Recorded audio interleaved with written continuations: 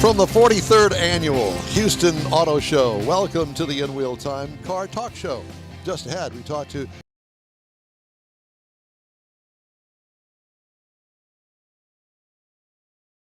Association. We're waiting for next year when the title gets so long it won't even fit on my page anymore. It's Rochelle Salinas, who you know. Thank you for being with us today. Plus, Jeff has his Motor Minute, and I'll review the 2025 Toyota Supra. That and more just ahead on this special 3-hour edition of the In Wheel Time Car Talk Show. Howdy, along with Mike out of this world, Mars, down there. What is he waving? Like, He's we waving. all know who you are. He's waving. You're waving? Let's wave. It's Mike. This is He's Mike. out You of met this Mike. world. Introduced to Mike. My adoring fans, though, I want to make sure they pick me out. And is Becky up yet? Pick you out of a lineup. What time is it?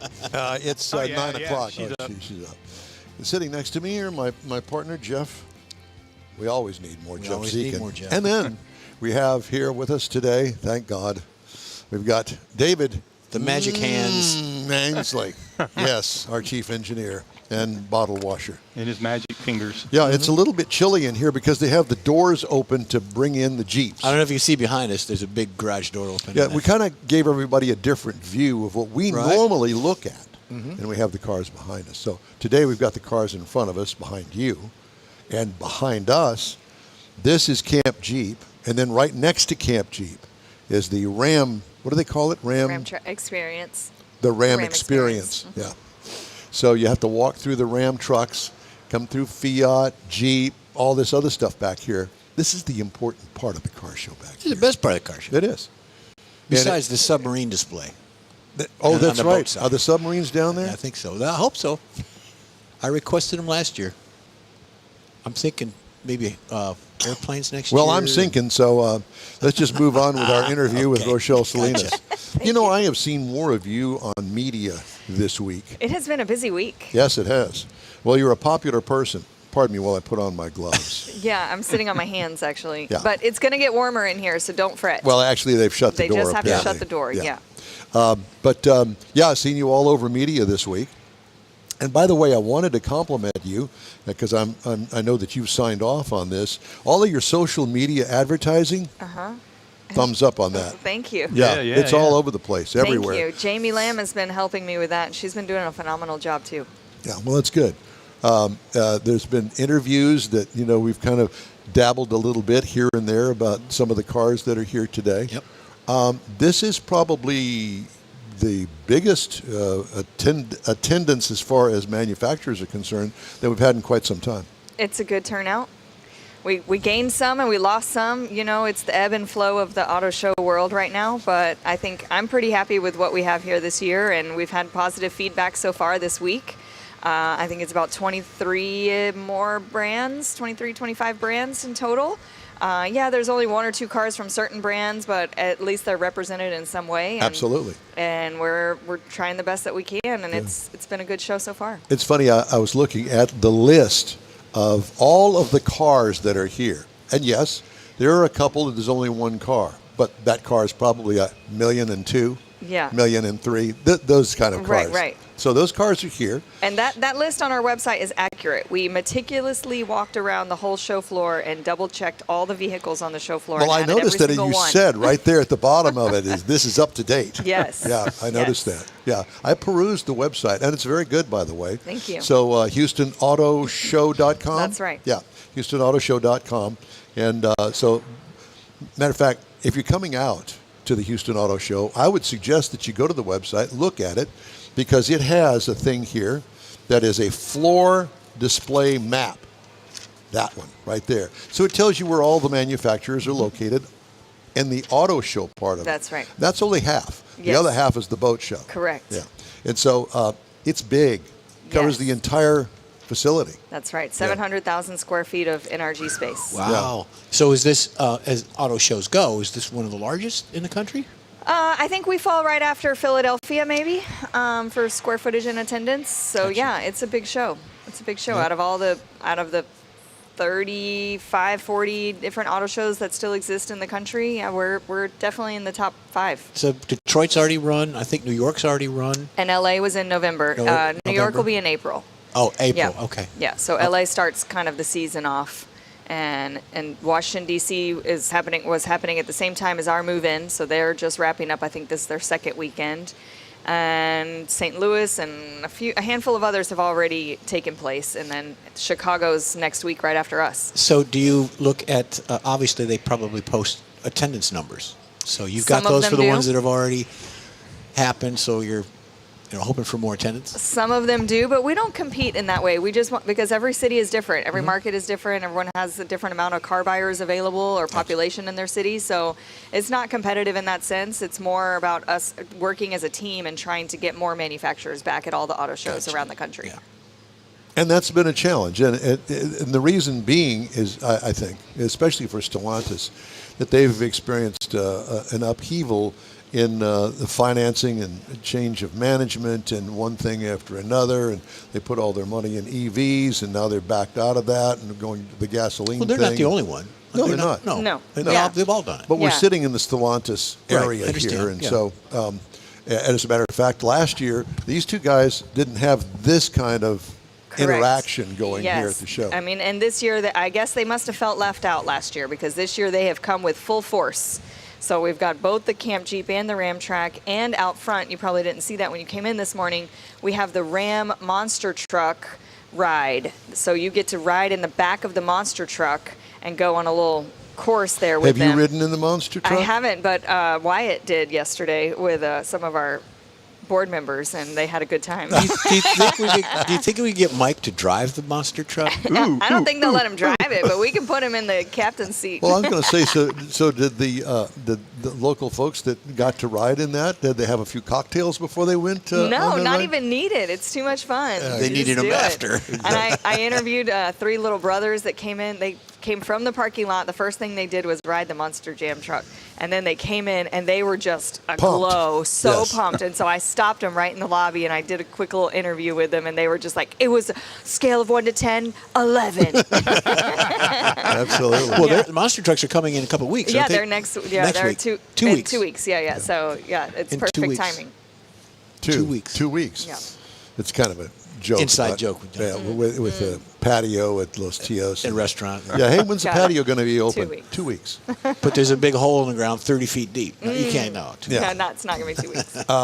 So when you walk in the door here, the biggest thing that I would see is back to my day. Chevy, Ford. Massive amounts of cars in Yep. both displays. Yep. I think everything that they make and more. And in various models. Do you know Trim when lines. we pulled in, the security guy goes, "That's a nice Buick. Shouldn't you be on display?" And I said, "No, this is my car. I will refrain this year from it." So for somebody that has been here before, what's different this year? Besides the fact that we've got Ram and Jeep and these sorts of things and more manufacturers here, but what can they look forward to seeing than they didn't see last year? Yes. So one thing is we have this Polaris outdoor track outside this year. So you can, if you're 18 and up, you can ride and drive the Polaris side-by-sides on a dirt and rock track outside. It's really cool. I did it on the first day of the show with some of the media team, and it's a lot of fun. Definitely worth doing. Also on the auto show side, we have a fair bit more luxury cars. So Post Oak Motors is here with their lineup of Karma, Rolls-Royce, the vintage Bronco, the But they weren't here Bugatti. last year, were they? They were here, Here but last year? this year they are allowing you to go into the space and explore a bit more Oh. of the vehicles. You still can't get in them, but you can definitely take a Get closer. look. Yeah. Star Motor Cars is here with Lotus, Aston Martin, and Mercedes-Benz. And then ABZ Motors is here with some Lamborghinis and Ferraris on display. Plus Ferrari themselves, Ferrari of Houston is here with 3 of their vehicles. And they're new this too. year. They're new this year. So, yeah, it's a good high-end turnout if you want to see a lot of million-dollar cars. So you mentioned the things that folks can drive out there. There's no additional cost to that. It's your ticket to the event. Everything is included in your There you ticket. go. Yes, thank you. Everyone has been asking me that this year because there is so much interactive activities with the test drives outside from Ford, Toyota, Subaru, Stellantis, Chevrolet. You can test drive all of those. You can do the Polaris track, the Monster Jam rides, all of that included in your $20 ticket. That's cheap. Yeah, It's- and there's You know, discounts. you've got Family kids and you've entertainment. been buying them tickets to stuff. That's And $20 is What's cheap. not cheap is the parking. I'm sorry, NRG rules the parking. I don't have much Gotcha. control over that. So ride share, carpool, come Train, together, Uber. take the train. I'm sorry. But what is cheap also is that we do have a family 4-pack on sale. So you can go get 4 tickets for the price of 3. Discounted tickets for military or first responders. We do have a 15% off for military. There you yes. go. Yes. Come on down. There's some Yeah. ways. Yeah. It's cheap family entertainment. There you go. Everything here, let's talk, for instance, I know that a lot of the manufacturers, and of course, I get to drive a lot of the cars, they tend to push on us, the media, the upper end of the model. But that's always been the case. Sure. And you can sometimes find some not so loaded up vehicles here. But you also have to, when you visit here, understand that if there's a loaded up vehicle, a high-end trim level, back out of that and go to the base. Ask them, look on your phone, what is the base price for this particular model? And that gives you an idea that you can still get the same car for a lot less. Yes. It's a big thing right now. Not only media reporting it, but the manufacturers are very well aware of the fact that they are really pushing the limits on pricing of new vehicles. Average price overall, $50,000. But there's QR codes on a lot of these displays as well, so you can QR code get the information as well. including in-wheel time. Yeah, That's I was right. just about to say we've got our QRs around. But here what too. they want to do when you come out here and look at it, they have the ones with all the features on it, so you can see all the Yeah, features. the bells That are and whistles. available. And that's the other side of it is they're not really trying to sell you a car. No, They're These are- educating you. That's right. They're product specialists. Right. I right, believe. more of a marketing rather Yeah, than a sales. and they're going to tell you all about the car, not Yep. try and sell it to you. If so you it's- ask. Yep. If you Yeah, ask. yeah. Because you can go anonymous into any of these booths and go, I got to see what they got over there at Ford because I'm a Chevy guy, that kind of thing. yeah. Well, and that's why Spy. the auto show is so popular because you can comparison shop. One of my other exhibitors yesterday was telling me, Rochelle, we've had some really qualified people come in here that are actually shopping for cars. They Yeah. are literally comparing. My daughter's coming, and she's going to do that as well. And you can look at these higher end SUVs and be like, oh man, they've got all the bells and whistles. It's so luxurious inside, but I cannot afford a $100,000 SUV. And then you walk over to the 2027 Kia Telluride that's on display, and at its X Pro trim level, it is $56,000. You go, wow, I might be able to afford this one, and it's pretty dang nice inside. Exactly. And there are people, like Don said, people are Chevy guys, Ford guys, Stellantis guys. So there might even be a few Ferrari guys, right, David, coming in? Yeah. There's something for everyone, that's for sure. It really is. Why did you look at David? He's about that? a high end roller. Yeah? High roller, Yeah. I think, He's is a proper. he's a player. Ask him player. about his beige minivan that he bought not too long ago. I love That's that. a I love player, that ladies van. and I gentlemen. love that van. Yeah, he's What going to do get you it wrapped drive? in white. I have a Kia Carnival right now, but Do you? I've got an eye on that new Ford Expedition. Really? Oh yeah, I took my husband over there yesterday, showing off all the features. So, Product Honey, specialist. look. Expedition above a Grand Wagoneer, or Yes. Okay. Yeah, my Wyatt drives our president drives the Wagoneer, and I'm okay. I like the Expedition. Yeah. good for you? I That's like why that they new, make all these different ones because everybody's got a different taste. Well, I like Well, that new Blue Cruise feature that the Oh. Expedition has, where it's a hands-free cruise Yeah. control. Right. Right, But that way- it's monitoring your head and eye movement. So if you need to let go of the wheel and open your kid's Gatorade, which happens frequently, you can do that without losing control of the vehicle and without worry that you're going to Or you need to go into the back seat to break up the fight or something that's going on Well, in the vehicle. thankfully, that max is so long, I won't be able to reach them. They'll be able to get away. Or just don't take the kids. Well, yeah, There you go. There's another thought. Well, I find it interesting the fact that it's full. Yeah. It's full of cars. And that was the one thing that I noticed when I came in here. I'm thinking, dang, they got a lot of cars in here. Yeah. And then you look at the list and you're going, they really do have a lot of cars And in here. I will just say, and I'm always transparent and honest with you guys, the boat show has a little bit more space this year. Right. They have bigger boats. They take up more room. So it looks like a lot more boats, but we have more cars this year. We just put them closer together. Right. Yeah. So Yeah. it's a bit of perception when you have a car next to a boat. Yeah, some of them 40 It's or hard to 50 tell. foot boats over there. Well, kinda- and that's so. If you've ever said I need a bigger boat, this is the place to get it. Also, So, five yeah. acres of boats over there. My pilot friend Tom Noto and his wife are coming down because they bought a new house up on Lake Conroe. And he said, yeah, I've got a dock. You got anything in it? No. I Not said, yet. got an idea for you. Yeah. There's a boat show over there. Yeah. Yeah. Nice, big, elaborate pontoon. And A they've got pond- everything. Yeah. Oh, I like a pontoon. Pontoon. I love a pontoon. I'm that speed. I'm Well, just cruising. yeah. Jeff, they've got a $500,000 pontoon over there. You want to check that one There out? you I said a go. nice pontoon, not an expensive pontoon. The houseboat. I will go pontoon. look at it. I will go look at it. Yeah. One of the things that you can also do here is you can go, that expedition, how much, what's the towing capacity on Exactly. that? That's right. Oh, yeah. Yeah. And how- then you what walk ki- over to the boat. How much does that? How much? How Yeah, much does and, that weigh? yeah, and what kind of hitch does it have? And if it doesn't come from the factory with that, can you do one at the dealership and go to the boat guy and go, I got the vehicle, and he goes, yes, you do. That's the one that you need to really to tow this with. Yep. Either that or have a dock. That's Or right. have the boat manufacturer say this boat fits these vehicles. Well, Yep. I'm That sure would be that good. I'm sure that you can get that kind of help. They here. would probably tell you Yeah. exactly which vehicle you need. This little Mini Cooper's not going to cut it. There's a Mini Cooper in front of us. And Well, so- it depends on which boat you want. That's true. So the Well, folks that'd that be are a coming out rowboat. here today, they're going to get their ticket, get in here. Yep. And what are the hours? Doors open at 10 a.m. till 8 p.m. tonight. So you've got all day. And I would definitely recommend 2 to 3 hours in here. At least. least. At least. Depending on how much all you want to do. We've got food and drinks and food trucks, so you can plan your whole Food day here. trucks? Yes, Yes, food trucks we'll out have front. food trucks out front. Yeah. We had the don't drive Monday on the road. Yes. How did that affect your load in? Thankfully, it did not. It just slowed us down a little bit. Usually we start moving in vehicles at like 10 a.m. This year we started probably around 1 p.m. moving in vehicles. And we did have a few vehicles delayed getting here for the ride and drive from Toyota because they were, coming up from North Texas. So they had to go through the The ice and nastiness, everything. yeah. And the Griot's Garage is here. So Griot's Garage is a national company, and they're considering opening a location in Houston or Dallas. So they came to participate in the show, and they brought their truck down from Dallas, and it had about a foot of snow in the back of the trailer when they had to open the trailer to unload everything. Well, I think Jerry Jones swayed where they're going to put their next opening. It's going to be here in Houston. What do you mean? I'll get Because it. he's preferential to Houston. Well, no. They're going to move it down here to Houston because the Cowboys lost.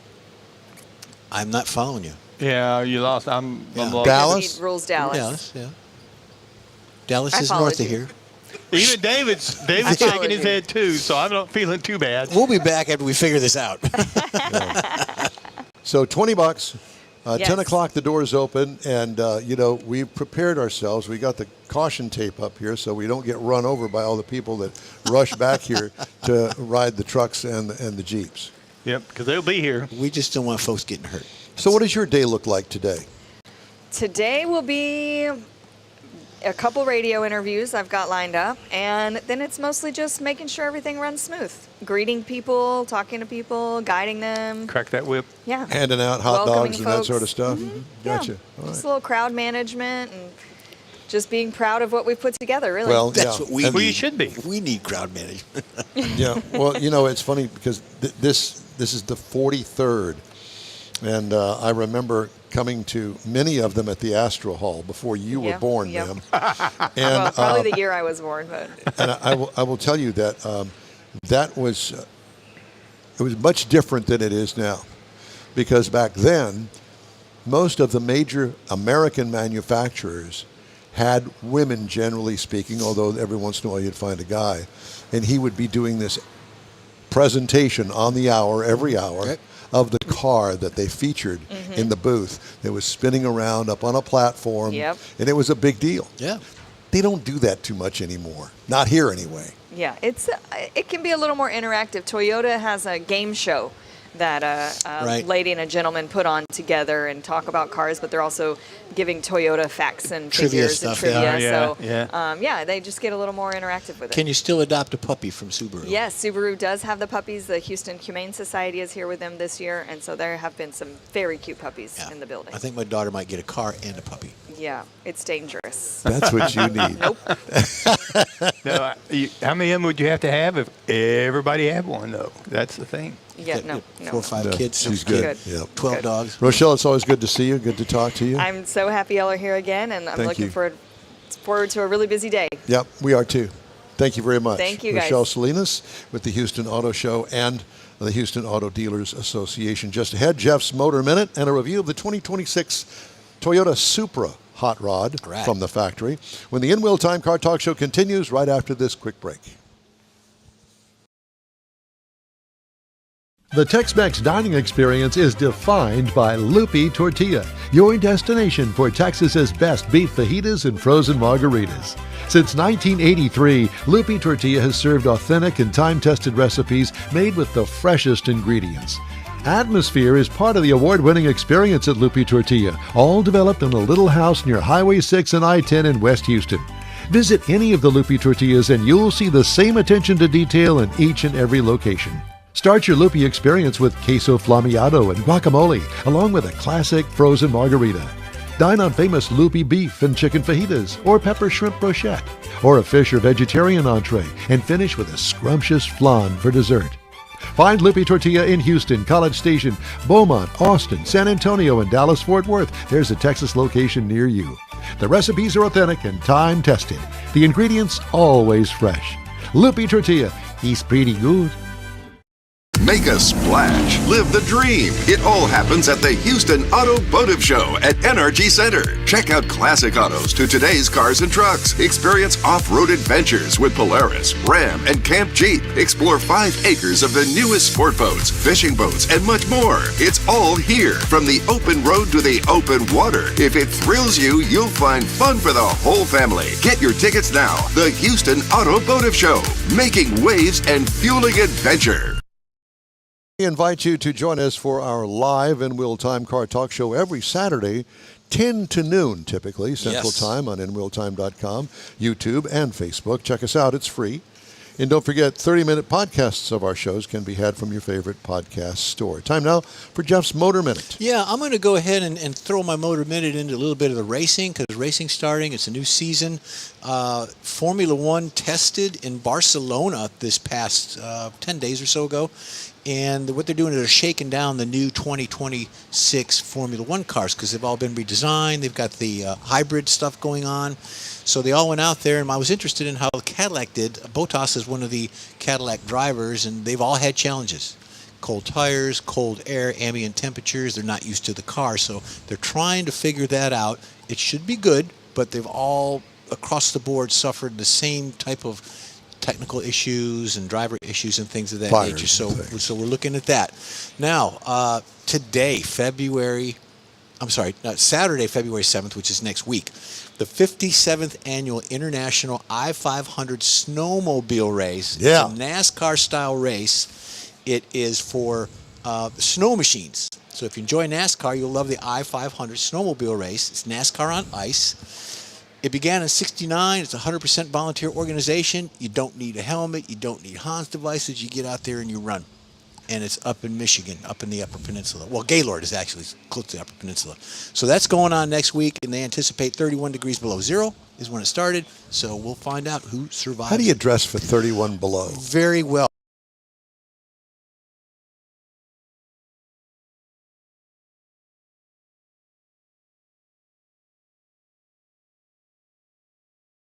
As Well, a I kid. know, but not 31 below. No, no. No, it's too much.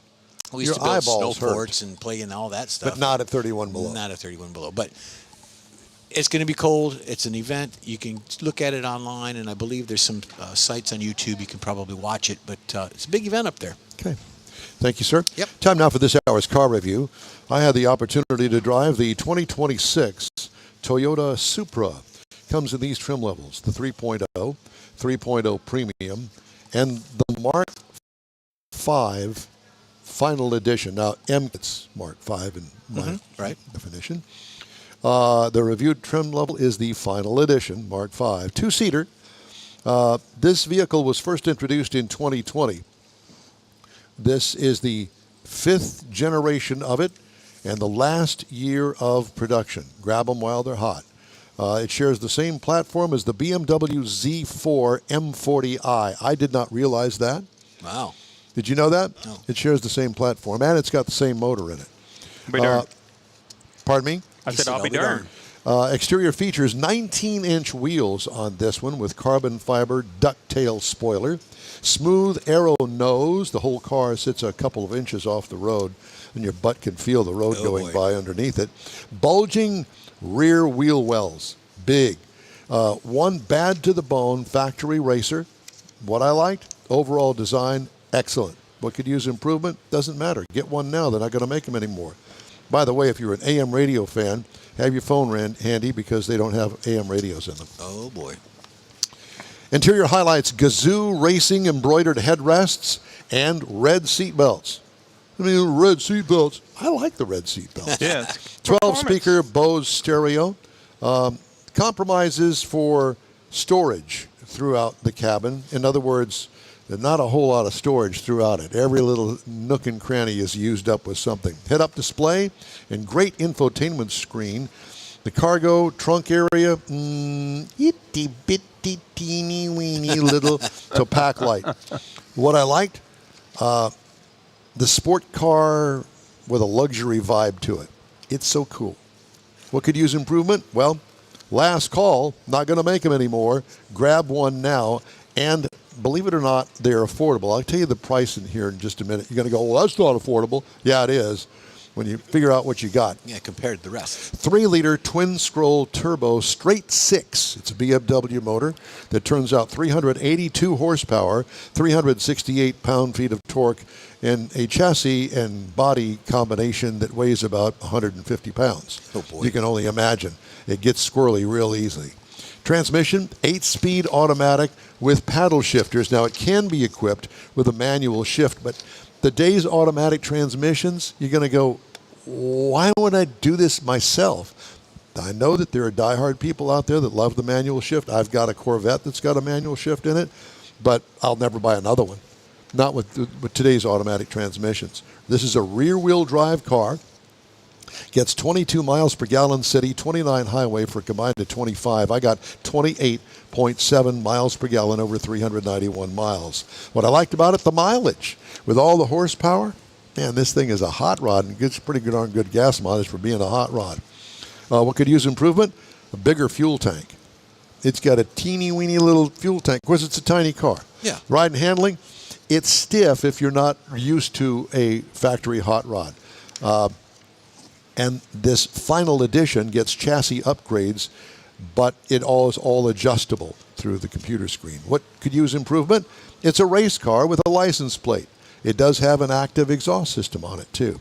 Base trim price, $67,950. You're not going to find one for that. As tested, $71,160. The base model price, $58,300. If you got $58,300 and you can find one where the dealer's going to sell it to you for that price, buy it. That car is going to be worth some major bucks here in a couple of years. Especially if it's the last year make model. Competitors to the vehicle in base, size, and price. Nissan Z starts at $42,970. I did not know that. BMW Z4 M40, its direct competitor, sister, whatever you want to call it, $56,100. And the Corvette, just wanted to throw that in there because it is a two-seater. Yep. It starts at $70,000. Next week, I review the Mazda CX-50. Quite a jump in difference in vehicle and all of that. Okay. Hey, if you'd like to get in touch with us, send us an email. The address is info@inwheeltime.com. We're back after this quick break. You own a car you love. Well, why not let Gulf Coast Auto Shield protect it? Houstonian John Gray invites you to his state-of-the-art facility to introduce you to his specialist team of auto enthusiasts. We promise you'll be impressed. Whether you're looking to massage your original paint to a like-new appearance, apply a ceramic coating, install a paint protection film, nano-ceramic window tint, or new windshield protection called ExoShield, Gulf Coast Auto Shield is where Houston's car people go. Curbed your wheels? Instead of buying new, why not have them repaired? How about a professionally installed radar detector? Gulf Coast Auto Shield does that too. Get a peek inside the shop and look at the services offered by getting online and heading to gcautoshield.com. Better yet, stop by their facility at 11275 South Sam Houston Tollway, just south of the Southwest Freeway, and get a personal tour. Gulf Coast Auto Shield is your place to go for all things exterior. Call them today, 832-930-5655 or gcautoshield.com.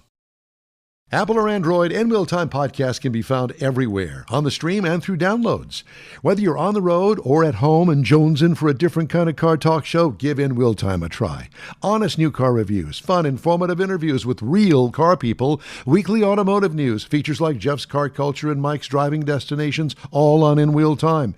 Check us out on SiriusXM Podcasts, iHeartRadio, or while you're shopping on Amazon, through Amazon Music. InWheelTime.com has a list, and we know you love lists. Yes, friends, you've made the right choice to join us. This is your place for all things automotive, the award-winning In Wheel Time Car Talk Show. Today, coming to you from the 43rd Annual Houston Auto Show. Just ahead, another guest from this year's show. Later, Mars has This Week in Auto History. Jeff has the racing calendar. And I'll get you caught up on the stories making automotive news headlines this week. Howdy, along with Mike Out of This World Mars, we always need more Jeff Zekin. Chief Engineer David Ainsley decided to get out of bed and join us this morning. I'm Don Armstrong. So glad that you could join us. We're waiting for our first guest from the show here. He's coming right down here about 50 feet. All right. Is that Joe Garcia? That's Joe Garcia. Joe, come on, we're on the air, bud. Let's go, buddy. He's hurrying as fast as he can. He had a late night. He did. Looks like he had a late Yeah, night. he did. Oh, my goodness. So he's going to put on that headset, and we're going to talk to him about Nissans. And by the way, the first question I have for you, Joe, do you know Steve Parrott? No, I don't. You don't? No. Okay. Are you a local guy? I just came to Houston about a year ago. From? Welcome, Steve, to the From- show in Houston. From California. California. Southern California. Aren't you glad you're here? Awesome. I'm glad I'm here. No, so are you based got his across the fingers street crossed. over here at Central Nissan? Yes, I am. Yeah? Yeah. Very That's cool. a nice dealership. Who owns that? It's the Center Automotive Group. Okay. Yeah. So we have quite a bit of dealerships, Highline dealerships, and we have Nissan. We've been around for quite a while. Yeah. Yeah. Treat your customers right. Exactly. That's a new facility over there. I mean, they tore down the old one and put a new building up.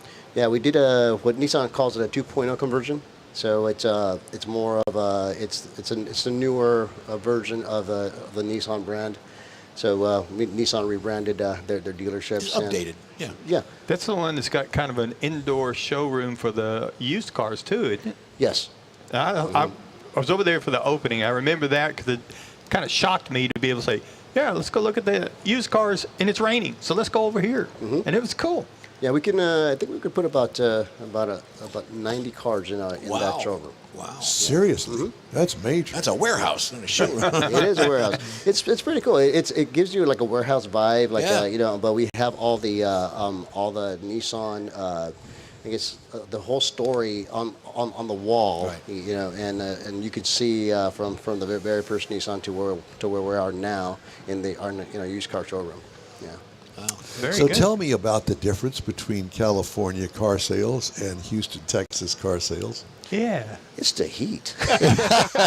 Is it car sales or truck sales? But that's a given.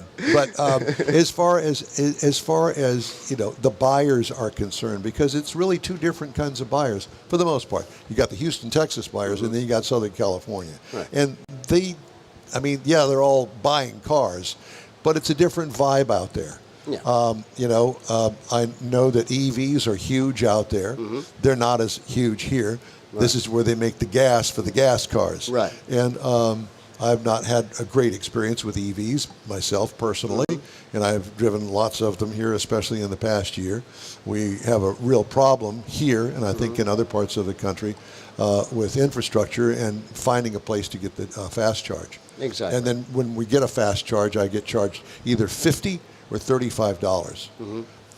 No, I'm not doing that. Right. Yeah, when I stop at the 7-Eleven on the corner, and for $30, I can get a full tank of gas that'll go 500 miles. In 10 minutes. So what is the best-selling Nissan? The best-selling Nissan right now, it is a Rogue. Yeah. So And it has been for a while. yes. Right. Just overall, like just this last weekend, we sold out of the 20 cars that we sold over 2 days, we sold 11 Rogues. So yeah, so that's a big chunk of our It's a inventory. good sized vehicle. Yes, it's a good sized vehicle. It's not as it's not too small, not too big. It's It's just right. It's actually like the Three Little Bears. Actually, we do have people come in and they look at our kicks. Oh, it's too small. Yeah. They look at our Armada, too big. They look at our Pathfinder. Oh, I just need a little smaller. What's the price range of a Rogue? The price range of the Rogue, you're looking right about from 33. You can go up to 42. Sure. Not Yeah, bad. yeah. That's not bad at all. That's a good solid Yeah. price. The one that we have here in the showroom, we have a new model. It's called Dark Armored. It's about $36,000. Drove it. Yeah, we no longer have the SB Premium and the SL. The Dark Armor is both combined. So Okay.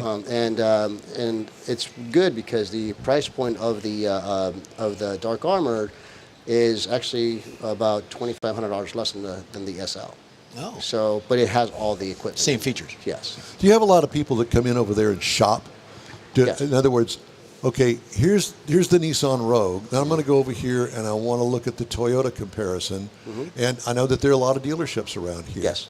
Do you have a lot of people that come in and go, I'm not sure what y'all want to buy? Yes, actually, and I like that we have that. We have Toyota, we have Honda, we have Hyundai, all within the loop, and with our side of the loop. And I don't mind them going and looking at other brands. I'm really confident in the brands that we have. So, we're not a pushy dealership, and say, hey, you know what, go ahead and take a look. And more often than not, they come back and they buy the Nissan. Rogue. And here at the auto show, they can still come in and they can actually sit in the vehicle. Right. They can get all their questions answered without Being sold. without being sold, Yeah. and go off and look at somebody else and come back and say, this guy. And that was one of my questions. So I come up to you as a pardon me, I'm just going to get rid of Pardon that. me. You Pardon want me to me, answer that excuse for me? you? No. I get it. So someone comes up to you, you're not going to push me to buy a car. No. You're going to give me maybe a business card and a location. I can go look at the rest. So what I instructed my guys here, my product specialists, is that this is an informational gathering session. Right. Get all the information you can. Go to all the brands. See what you like. Touch, sit, smell. Right. And we'll give you all the information that we have to sell our brand, but we're not going to sell the vehicle to you. Right. Right, and we do. And what I do, what I did is I have a QR code that I give them. Then they can, if they're really interested in what we're doing, not here, they can go ahead and at home, scan the QR code, look at our inventory, and then they can make an appointment to see us there. And that's different than past years, maybe a decade or so, where people now do their due diligence. They know, the hybrids, the EVs, the gas hybrids, You got the the internet. plug-ins, all that. So people do their own due diligence. Sometimes no more than the person they're trying to sell the car. Exactly, and that happens a lot because they if somebody looks at a vehicle down the road and they're like, you know what, I like that car. They go on the internet. They'll see the horsepower, the torque, everything about the vehicle. And and because our product specialists we have a big line of vehicles and maybe five different trims of one model, and they have all this information in their head, but not but they're pinpointed on that one car. Right. They know what they want. They know what they want. And, See, I would think that could be real helpful to you as the salesperson because now whoever's coming here, they get all their information here. But if they come to your place next week, they've pretty well got their mind made up on what they want, and they've got all their information together that they can come in and say, hey, I'd really like to have that one. And they come in wanting to buy. They become buyers. yeah, it makes it a lot easier. Most salespeople, will say, "Oh man, I don't want them to go shopping," and go shopping. Make it a lot easier. If you know what you want, the process is going to be a lot easier On everybody. on everybody. Yeah, Yeah, so yeah. you're not going to be in the dealership for 5 hours. It's just going to be down from the meet and greet to signing in finance. It's going to be a lot easier.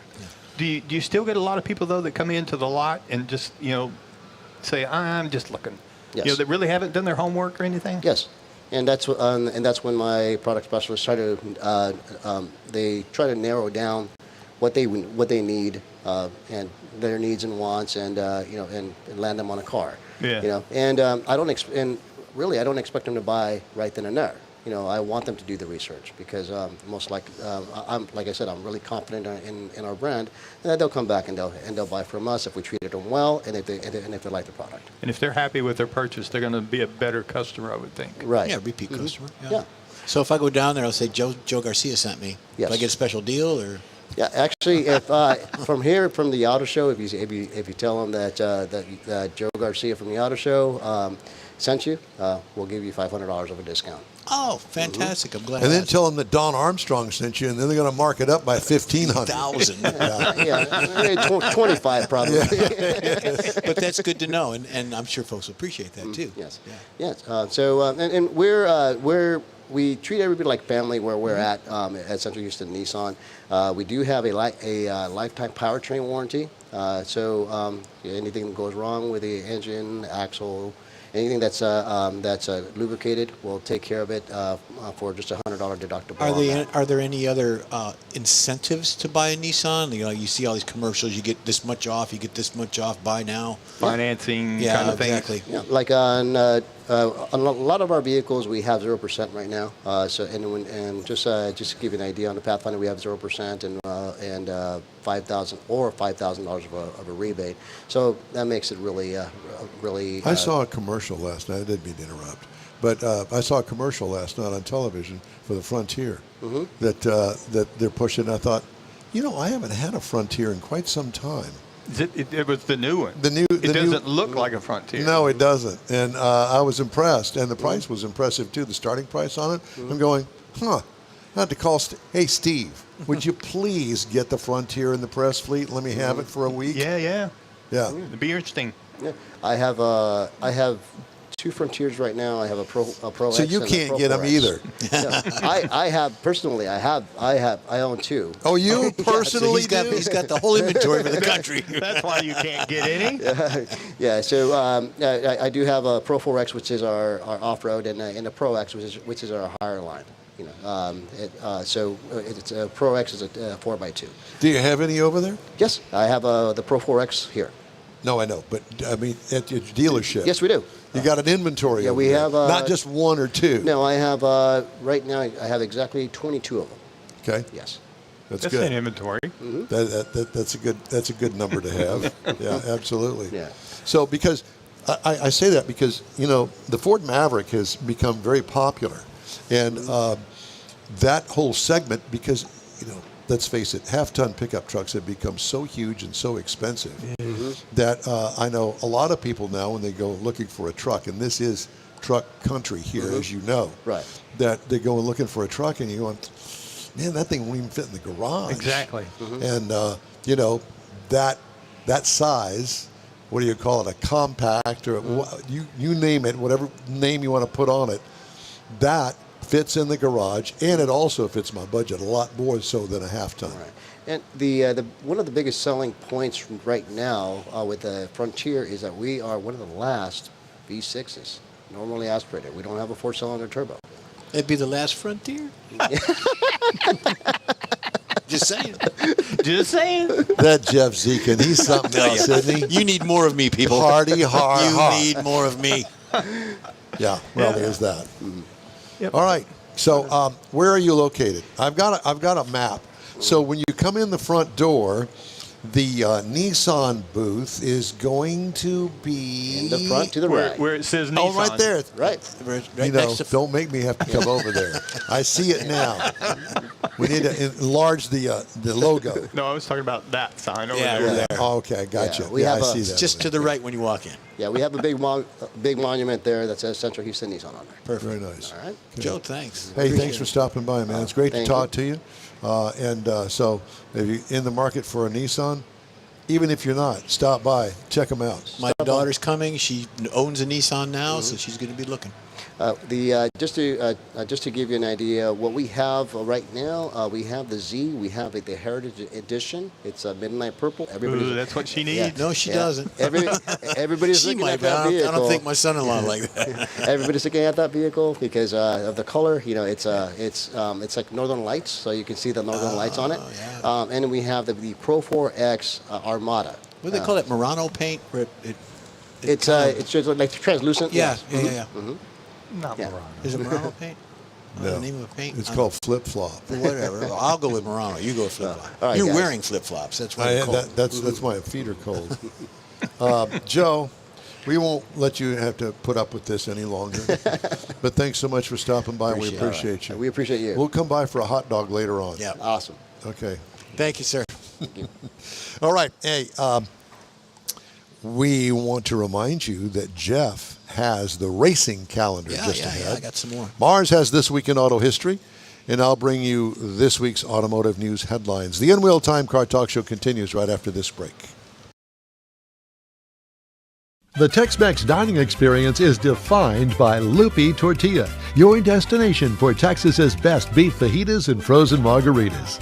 Since 1983, Lupi Tortilla has served authentic and time-tested recipes made with the freshest ingredients.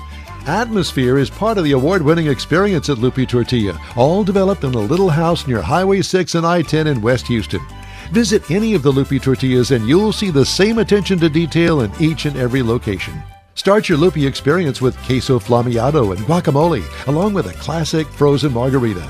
Dine on famous Lupi beef and chicken fajitas, or pepper shrimp brochette, or a fish or vegetarian entree, and finish with a scrumptious flan for dessert. Find Lupi Tortilla in Houston, College Station, Beaumont, Austin, San Antonio, and Dallas-Fort Worth. There's a Texas location near you. The recipes are authentic and time-tested. The ingredients always fresh. Lupi Tortilla, he's pretty good. Make a splash. Live the dream. It all happens at the Houston Automotive Show at NRG Center. Check out classic autos to today's cars and trucks. Experience off-road adventures with Polaris, Ram, and Camp Jeep. Explore 5 acres of the newest sport boats, fishing boats, and much more. It's all here, from the open road to the open water. If it thrills you, you'll find fun for the whole family. Get your tickets now. The Houston Automotive Show, making waves and fueling adventure. Hey, In-Wheel Time invites you to join our live broadcast every Saturday, normally 10 to noon. We got a bonus hour this morning. Have you noticed that? Bonus. You're welcome. We're in the bonus. Facebook, YouTube, InWheelTime.com. We hope you'll check us out. If you miss us, you'll be able to connect with us through a podcast from your favorite podcast channel. Okay, time now for the racing calendar, sponsored by Texas Muscle Car Club Challenge. Jeffrey? Thank you for that. NHRA's coming up. We talked about that. I've got a lot of stuff to go through here.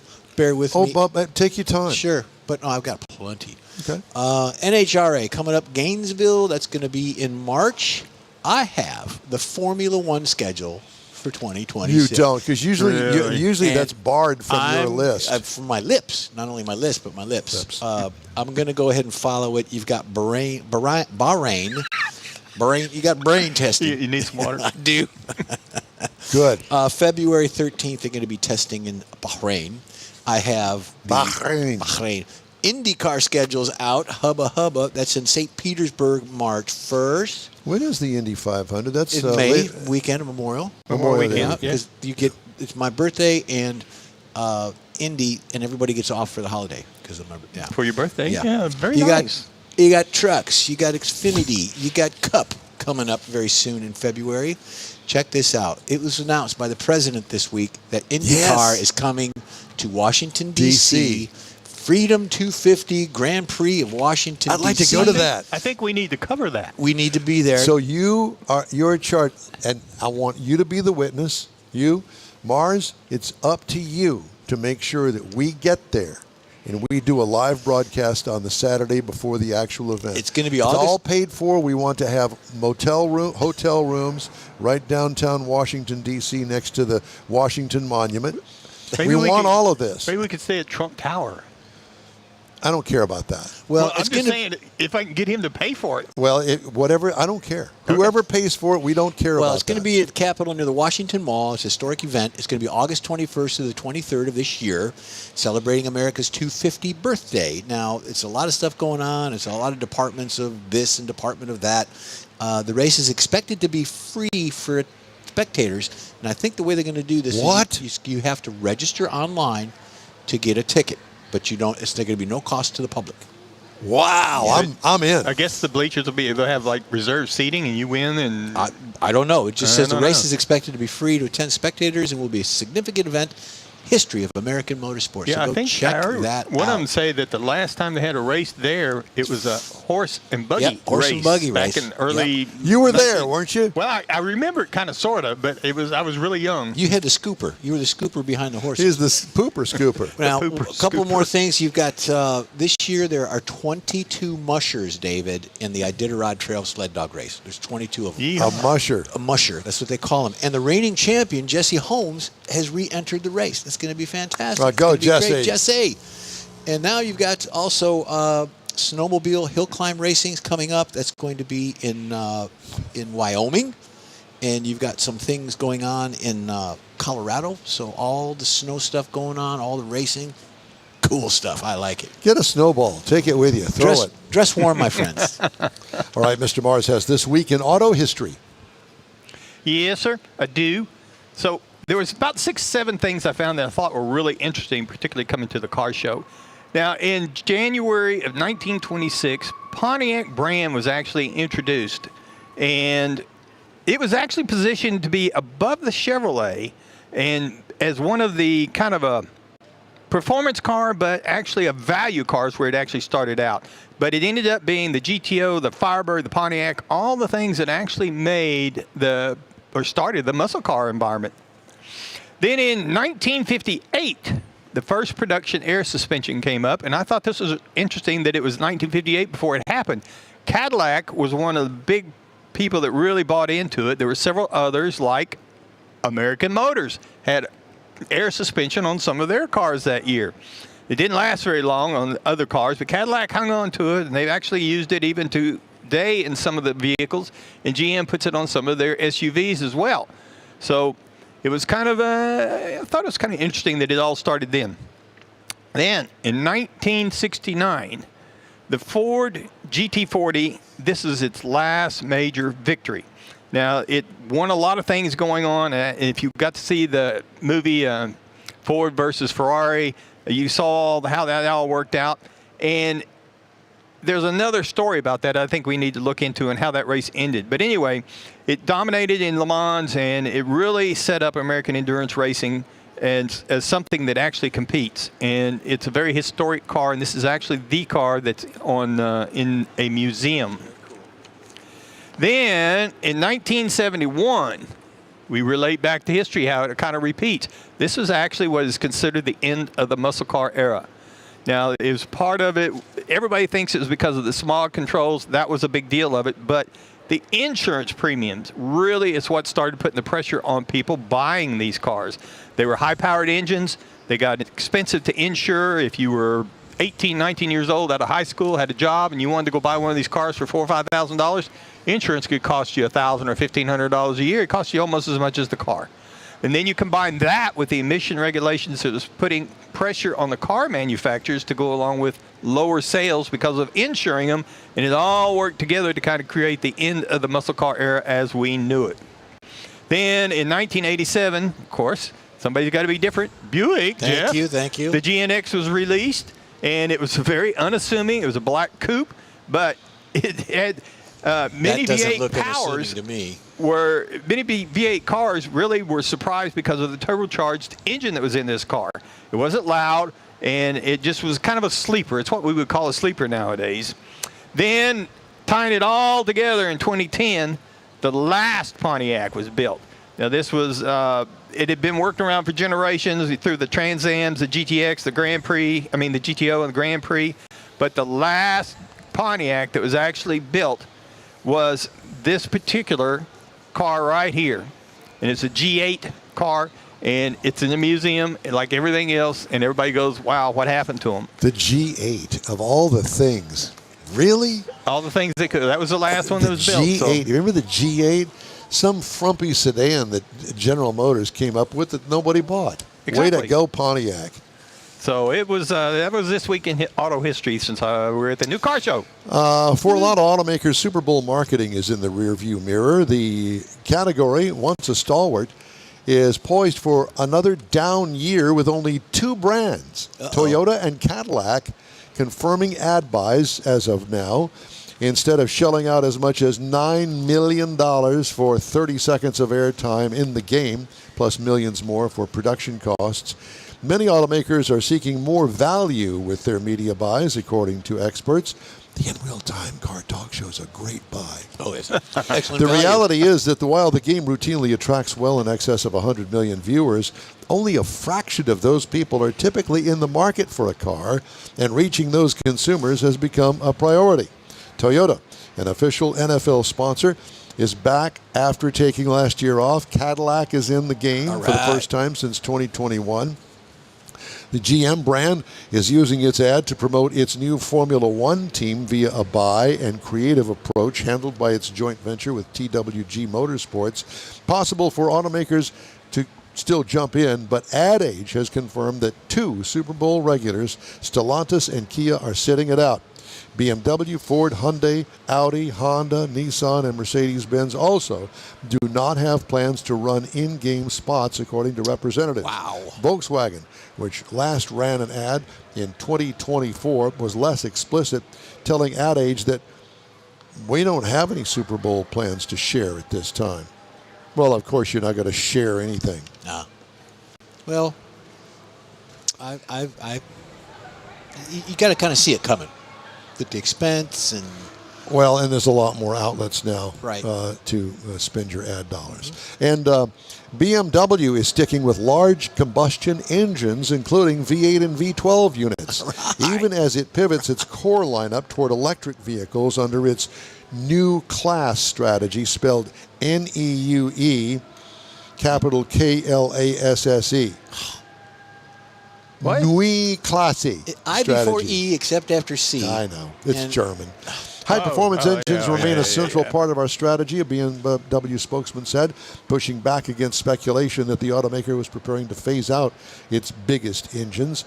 Those rumors gained traction after BMW ended V8 production at its Steyr plant in Austria at the end of 25. The move marked a relocation rather than a shutdown. Production of V8 and V12 engines has been transferred to BMW's Hams Hall facility in the UK, where the company's been building 3- and 4-cylinder gasoline engines and has produced large displacement engines since 2022. Well, So there's that.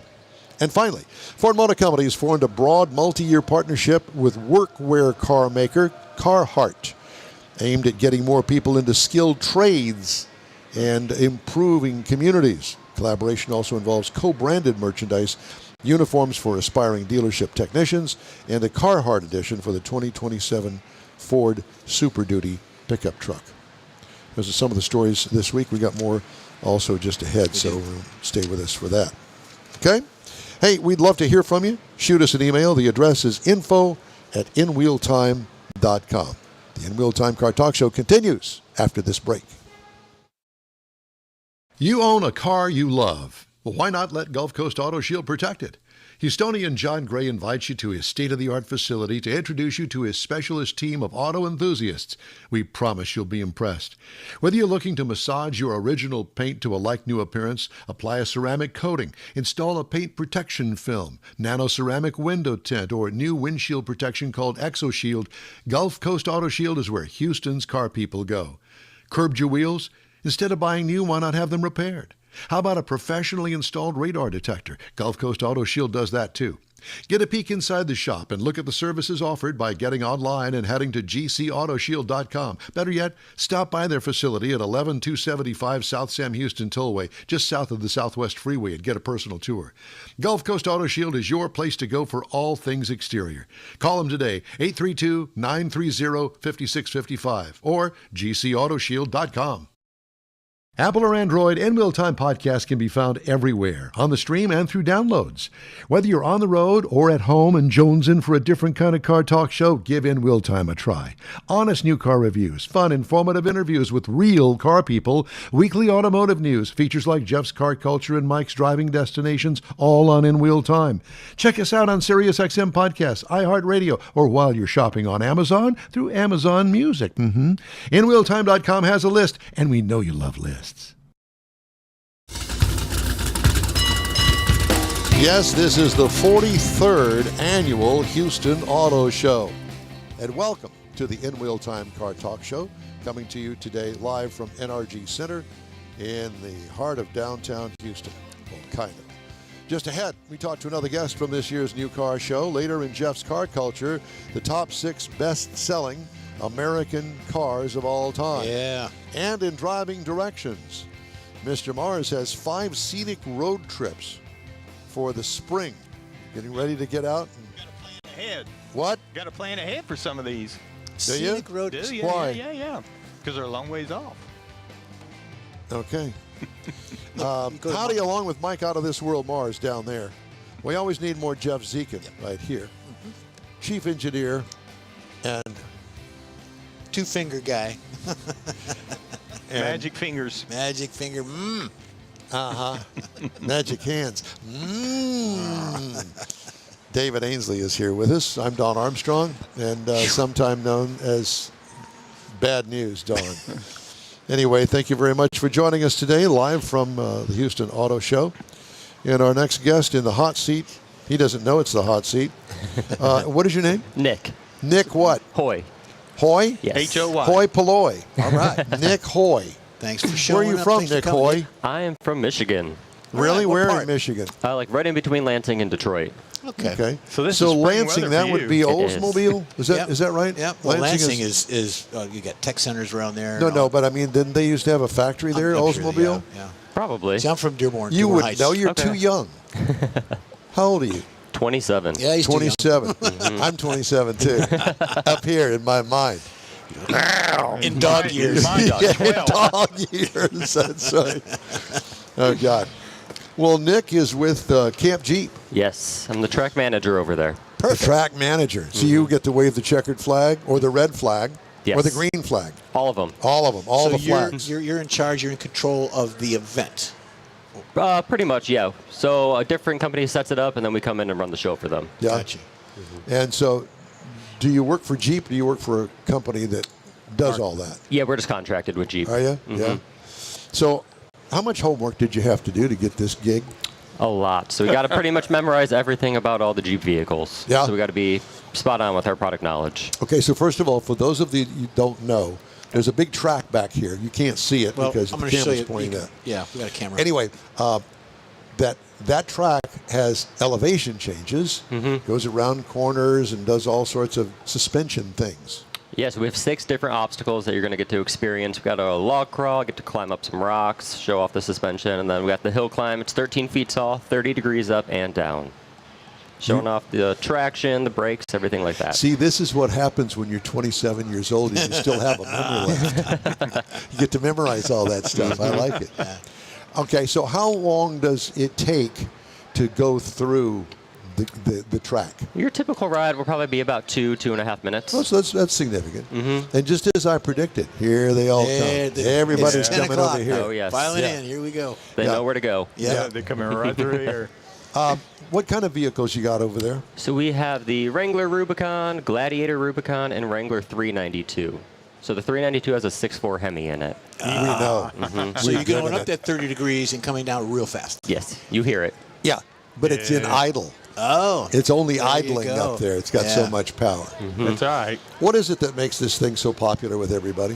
I think you just actually get in and actually feel the vehicle and experience what it's You don't built get to for. drive it. You do not. So we have professional drivers. There is the ride and drive outside where you guys can drive the vehicles. But Right. over here we have drivers Are the for you. Jeeps out there? Mm-hmm. Oh, okay. Did not know that. You're a Jeep guy. I didn't know the Jeeps were out there. I came in the back door. Oh. Yeah, so There you indoors go. we'll drive you around, get in with a professional driver. They'll tell you about the vehicle and what you're driving over and how it's handling. And then outside you get to hop And in the why wheel. you can do the things you can do with the suspension and things. Yeah. And it gives the opportunity for those that are in there going for the ride to ask questions. Correct, So yes. all of the drivers have to be well schooled and well heeled at their jobs. Yes. That'd be the articulating suspension. And they have a line that's already backed up. Yeah. Yeah. We do, oh yeah. And Didn't take them long. so, since you're well schooled in all of this, and obviously you can vocalize, what exactly is a disconnecting sway bar, and what does it do? So it is held together by a magnet. Once you disconnect it, it basically just allows the front tires more room to travel independently. So the Rubicon. Why is that important? So you're creeping the wheels on the ground, so you're getting as much traction as possible. So you're not sitting there spinning one wheel or anything like that. Yeah. Wow. And there's just a couple of buttons that you need to push to make that happen. Yeah, there's just one right in the middle. You'll see it. It says sway bar. Once the light's on, it's disconnected, and you're good to go. You know, the Jeeps today are so much easier to handle all of that stuff than they used to be. Yeah. Because if you remember correctly, yeah, and I had a Jeep one time, and it had the locking hubs, but you had to get outside and go out there and lock them, I had a unlock vehicle them. like that too. Total pain. Yeah. Yeah, and if you didn't get the pressure off of the axles and stuff, You had to go you backwards and lock it in. Yeah. Martha, get the pliers out. I can't get the thing to. I can't get it to turn. Martha's our go-to. Yeah. Yeah. she's, Always. She's pretty good. So today, there's so much of that is controlled by electronics in the dashboard, or should I say the screen. Yeah, So explain what all is that you can do in the 4x4 Wrangler. So with the Rubicons, you get the electronic sway bar disconnect like you talked about. There's an off-road plus button which will change the gearing so you can go a little bit faster in 4-low. And then you also get the locking front and rear axles. So like you guys were talking about, you literally just push a button now and it locks. Yeah. So you don't have to get out, turn the hubs or anything like that. It's all controlled by the computer inside. And then obviously you get the backup camera. You also get a front camera, so it's kind of like a built-in spotter, so you can see where you're Right. going. It has the guidelines, so it shows you where your wheels are going to end up as you're turning the steering wheel and everything like that. You've got it made now. We did all the hard work You before did. you came along. We appreciate it. Thank you. Yeah, you're welcome. You know, I think it's great, and I think part of the reason that people like that so much, particularly like now, we don't have a lot of rock climbing down in our part of the world. We got a lot of mud and a lot of sand, but to go out and actually be able to climb the hills and get into something that'll do the articulation it's kind of unique. You don't have to here in Houston anyway. It's probably 50, 60 miles to the closest places Well, I you can remember do that. back in the day when we belonged to the same organization, they had an event, and it was in the spring. No, it was in the fall, and it was at a ranch out in the Texas Hill Country, and they had a rock climb that was very tight, very close, and you had to really know what you were doing. And after a couple of days of practicing through this thing, it worked so well. You know, it was fun to do. But that Jeep Wrangler killed everybody else. They couldn't hold a candle to it. The Jeep Wrangler has come such a long way since its inception in World War II. Yes. And being able to disconnect the sway bar, it was a huge thing. Because the way that this particular turn, it was a 180, and you go up and it was tight. And you go up the thing, and then at the top, then you'd come back down the other way. And talk about putting all of the pressure on the entire suspension and the engine combination. It was pretty impressive. And of course, it always won. And there was one girl that said that she was told, do not venture out into the river. You can keep it up next to the bank, but don't go out there. What'd she do? She went in. Sunk it. Literally. They took the air cleaner element out of it, shook it out, left it to dry out there, cranked it right back up, and away she went. It's truly amazing that vehicle is. And we have great Jeep clubs here around the Houston area. Lots of people. You probably Lots. have them up near Lansing too, and all through Michigan. Oh yeah, there's a bunch. Do you own one? I do have a 21 Rubicon myself. I Very couldn't good. not get one after doing this. The sand dunes in Michigan, they got Big Bear out there. You've got Big Bill, Silver Lake Sand yeah. Dunes. I've been out. I was a little kid, and they got those dune buggies. We put 8 people in them. That was a blast. Like I said, I was a little kid back then. But, yeah. Good stuff. It's a lot of fun. And the other thing is too is that other Jeep vehicles have similar equipment on them to be able to do things that you normally wouldn't do with other vehicles. Yeah, so each model has at least one trim level that can do something equivalent to what we're doing here today. Yeah. And maybe not should have. They shouldn't maybe be equipped with that, because what it does is it entices you to do stuff that you're not ready to do. Oh, yes. Yeah. Uh-huh. And They you see it probably done here, it. and then they go out and do it, and you're I like, can do that. And I'll bet you you've had a time or two with your Wrangler when you first got it, didn't you? Oh, Did yes. you ever get it stuck? I have not, thankfully. Yeah. We leave that up for the corporate ones. You've got to work on it to get it Yeah. stuck. I mean, You really have to try. You got to go out in the middle of the river where you're not supposed to be to do something like that. Next year, do that, and then next year come back and tell I'll us tell you about guys it. all about it. Yeah, I'll record it so we can see video. I'm Yeah. thinking that folks get in these things and they test them. I got the big shot up. They buy a Jeep, whatever features they want on it. And the first thing they're going to do is, I'm going to find a hill. I'm going to go Exactly. find a hill, and it could be the side of a median. And nothing else, I'm going to find me some big curbs. Yep. Now, all you've got over here to drive is Wranglers, but some of the other Jeeps, like you said, could basically do this. Oh, yeah. Like the maybe Grand Cherokee is a big one. Yep, so that has the Yeah. air ride suspensions. You can actually raise and lower it. All of them are going to have the steel skid plates underneath, so you don't have to worry about the undercarriage getting damaged or anything like that. But everything besides the Grand Wagoneer can do this. And That's more because luxury. Well, Right, and it's right, got yeah. the longer wheelbase, and there's a lot of reasons it can't get that tight. But I'd like to see the Grand Cherokee. I like the Grand Cherokee size. I like that vehicle. It's got a little more. The older I get, the more I appreciate it than what the Wrangler would be. But it's for what I do, the Grand Cherokee would be just fine. Hey, you can take it off-road, and you can get a massage while you're off-roading. There you go. Best of both worlds. David, you didn't hear that, did you? He didn't hear that. It's real big. David just bought 2 Wranglers. Okay. Yeah, I'm sure he did. Can't take you anywhere. Can't. Okay, let's get back to your job for a minute. Did you start?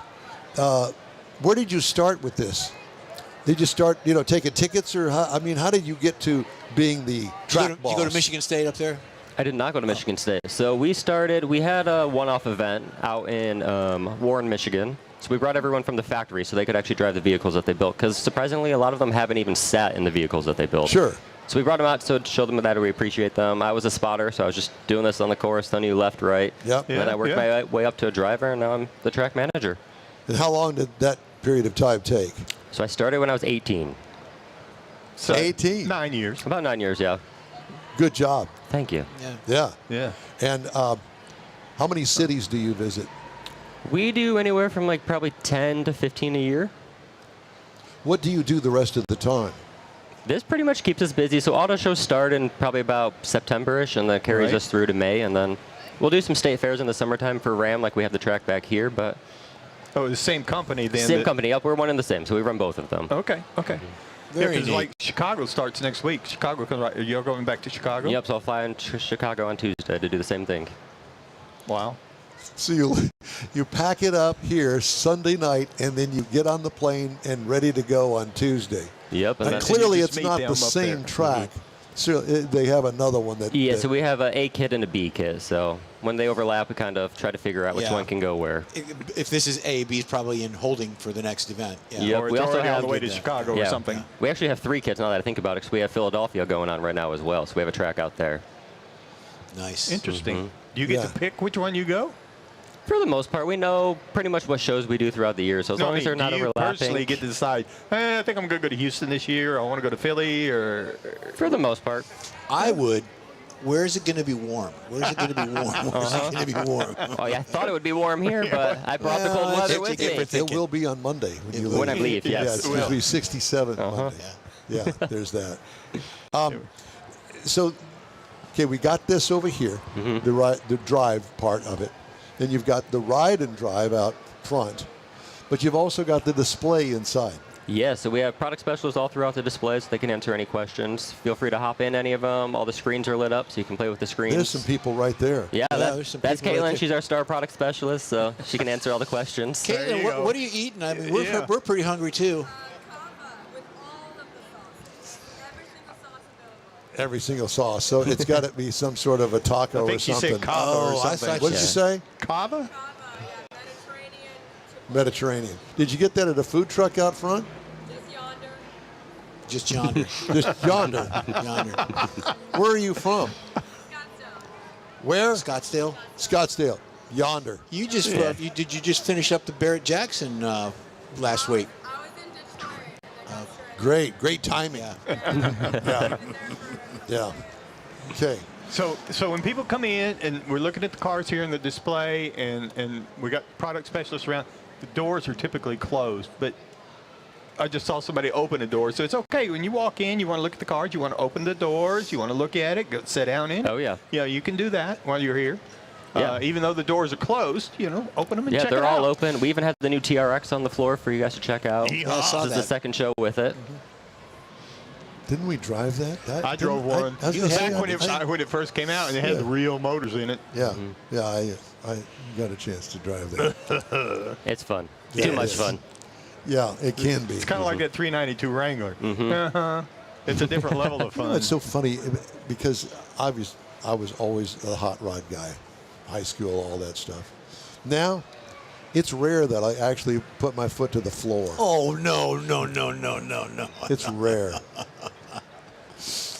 I'll tell you stories off air. It's rare when I do it too because the light changes to red. But they so don't I even have to give you stop. cars anymore. I'm surprised you even have a driver's license. It kind of comes and goes. That's it. Depending on how many tickets you've had that year. Exactly. You got to kind of check that. Yeah, officer, I'm sorry, I couldn't see the gauge. I don't know. I don't know what happened. Lost my way. It was Don's fault. So, if you come into the car show, you're going to come in the front door. Automotive show. And you're going to hang a right and go to the very back corner back here. You'll see it when you walk in. You'll see it. Which is where we are. Yeah. You'll see all the It's signs. got lots of big signs, and it's really kind of follow the flow of the crowd right now, actually. Pretty much, yeah. Oh, you well, hear that? I will tell you that we have known a lady by the name of Kimberly Schultz. Are you familiar with her? Mm-hmm. Okay, dear friend of ours that goes back. Actually, I remember when she first got the PR job out of Dallas. Yeah. Golly, that was a long time ago. 2000. Yeah. Something like that. Yeah. Yeah. Some- So we've something known like her that. for a long time. So she allows us, and sometimes we've had to kind of twist her arm. We really need a place to do the car show. Can we go over to the Jeep booth? Okay. One of those kind of things. But But she's also learned that after she does press day on Wednesday, she leaves. She's not here. She gets out of here. Oh, yeah. By the time we get here, she's not here. She gone. well, Nick, it's a pleasure to meet you, and great fun, great job. Yes, We thank you. envy you. Yeah. I'm not too sure about where you stay in all of these cities that you go to, but I did the drag racing tour for a year, and I can tell you, some of those places, I wouldn't. Yeah, you can only imagine. Oh, yes. But there's a big difference between racing and car shows. Big difference where you stay. Got it. Different demographic. Nick Hoy with Jeep and Camp Jeep. Thank you so much. Of course. Appreciate Thank you, guys. stopping by. Appreciate you, buddy. Yeah. We'll come see you. Come Perfect. see We'll us. get you on the ride. Come see us and save. There you go. Just ahead, Jeff's Car Go, Culture. Nick. and Everybody's six. applauding Nick out there. Hey, you got a whole audience back there. You've got fans. Jeff's Car Culture and 6 of the best-selling American cars of all time. Plus, Mr. Mars has driving destinations, 5 scenic roads for spring trip planning. After this break here on the In Wheel Time Car Talk Show. The Tex-Mex dining experience is defined by Lupi Tortilla, your destination for Texas's best beef fajitas and frozen margaritas. Since 1983, Lupi Tortilla has served authentic and time-tested recipes made with the freshest ingredients. Atmosphere is part of the award-winning experience at Lupi Tortilla, all developed in a little house near Highway 6 and I-10 in West Houston. Visit any of the Lupi Tortillas and you'll see the same attention to detail in each and every location. Start your Lupi experience with queso flammeado and guacamole, along with a classic frozen margarita. Dine on famous Lupi beef and chicken fajitas, or pepper shrimp brochette, or a fish or vegetarian entree, and finish with a scrumptious flan for dessert. Find Lupi Tortilla in Houston, College Station, Beaumont, Austin, San Antonio, and Dallas-Fort Worth. There's a Texas location near you. The recipes are authentic and time-tested. The ingredients always fresh. Lupi Tortilla, he's pretty good. Make a splash. Live the dream. It all happens at the Houston Automotive Show at NRG Center. Check out classic autos to today's cars and trucks. Experience off-road adventures with Polaris, Ram, and Camp Jeep. Explore 5 acres of the newest sport boats, fishing boats, and much more. It's all here, from the open road to the open water. If it thrills you, you'll find fun for the whole family. Get your tickets now. The Houston Automotive Show, making waves and fueling adventure. Hey, Inwill Time invites you to join us 10 to noon Central Time every Saturday for our live show about all things automotive. And we thank you for joining us today here at the 43rd Annual Houston Auto Show. We're back here right in front of Camp Jeep and the Ram Experience. And we invite you to stop by and say hello. And we got lights up and like we're important or something. Automotive Show. Okay, the boats are down there. Right. And we are doing the Houston Auto Show. I can see them over there. I can see the boat. I know, but that's over there. Okay. Over here is the autos. That's in the south. That's on the east pasture. So the next 5 hour- acres over there on the east. We should move all this over to the boats for the next hour. Whatever you'd like. We'll wait on you, All Jeff. right, buddy. Time now for Jeff's Car Culture. 6 best-selling American cars of all time. There's about 30, but I took the top 6. Good. And here we go. For number 6 on the list is an Oldsmobile Cutlass. First introduced in 1961, the Oldsmobile Cutlass was the most popular car in America by 1977. They sold 632,000 plus units that year. It eventually was phased out in 1999, leaving a lasting impression of the automotive world. They sold 11,900,000 vehicles of the Oldsmobile Cutlass. Oh, yeah. Next one, Dodge Ram. How fitting. The full-size Dodge pickup has been in production since 1980, originally as the Dodge Ram. Before Ram became the standalone brand, the Ram pickup has a reputation for smooth, comfortable ride, reliability, powertrain, and spacious interior. They sold 12,135,000 Ram pickups. Number 4 on the list, who would think of it, but it's the Chevrolet Silverado. It's available in a full-size truck, chassis cab truck, or medium-duty truck. It was originally a top trim level Chevrolet CK truck introduced in 1975, before coming its own in 1999, which remains in production today. Although the Sierra is GMC's branded sibling, the Silverado is a great all-around truck. A 14,075,000 units for the Chevrolet Silverado. Ford Model T. Who would have thunk it? Model T was the first mass-produced automobile, and it's third on the list. Made car travel reliability available for the middle class.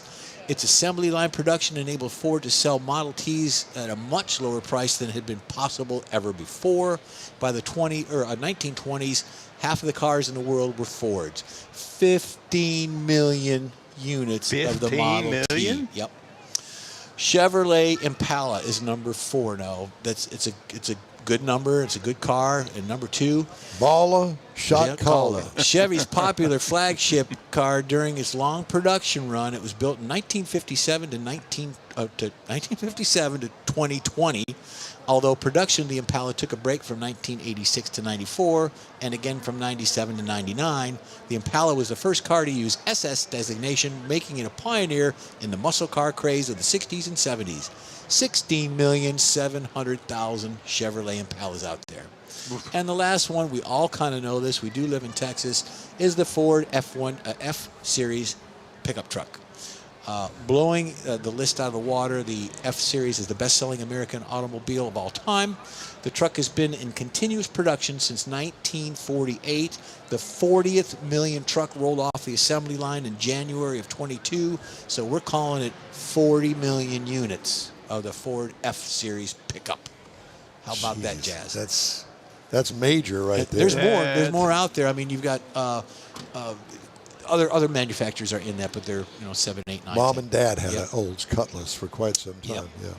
All right, time now for Mr. Mars. We're going to talk about the 5 scenic roads for spring trip planning and driving destinations. Yeah, I kind of thought that, some of these are a little far off. We didn't just stay in Texas, so you might need to have a little more time to make some plans.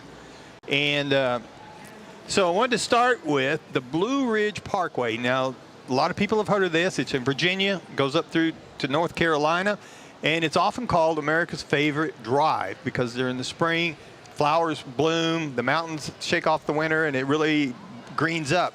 469 miles from the start through to the Great Smoky Mountains National Park. Wow. Goes through a lot of ridge lines, overlooks, valleys. You got dogwoods, redbuds. You got about any kind of foliage you want to see in the northeast part of the country is there.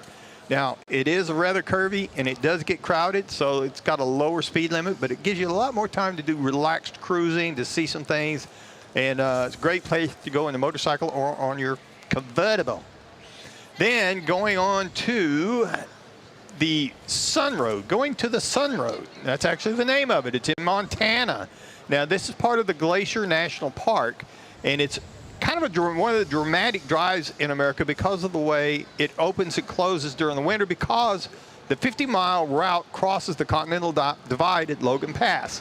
So you get a lot of views, you get a lot of edge of the road type driving, and then I don't need that. I don't need to be on the edge of the road. Me neither. And a lot of that's because of the waterfalls and the melting ice, and it kind of gets you some narrow lanes and some sheer drop-offs. It kind of keeps you focused on the road. Then for something that's a little more relaxing, go back to the other side of the country, the Natchez Trace Parkway. Now this goes through 3 states, Mississippi, Tennessee, and Alabama. It's 444 miles, and it's part of an old corridor that used to be used by Native Americans and early settlers whenever they were going across the country and exploring. Now, there's really no commercial traffic on this road, and they've got general curves, and it's peaceful. It's a nice, easy drive for long cruising and very relaxing. You can stop, take short hikes. You can pull off into scenic areas and turn around and enjoy the whole destination. You ever done any of this stuff? So I've been on part of that parkway and part of the Blue Ridge. Part of it. Becky go with you? Or was that another girl who No, goes? she was with me. Yeah. We used to get to travel quite a bit. Also been on part of the Pacific Coast Highway, Oh, I have too. the PCH. Yes, I was there with you. Love if you that. remember correctly. I'd like to- That was a Mazda event that I'd really like to forget, to be honest with I you. did until you just said that, and now it's all coming back to Yeah, me. let's forget that. So the PCH, I would really want to go from the top to the bottom of it. I really would like to do It that. involved liquor, if you want to know. Oh, no. Large quantities.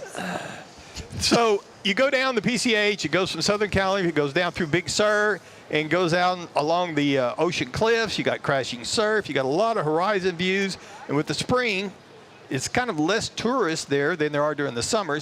But you also get a lot more greens on the hills and on the sides of the mountains, and areas like Bixby Bridge become more enjoyable because the road's a little bit more driver-centric. You can play a little bit more on it. Then the Texas Hill Country Willow City Loop. It's a Continue short. on. Pay but no it's attention to near that man Frederick- behind the curtain. I'm trying not to. In Fredericksburg. So this is a short loop outside of Fredericksburg. But what it makes it so neat is whenever the blue bonnets are blooming and stuff, that's really becomes absolutely. colorful.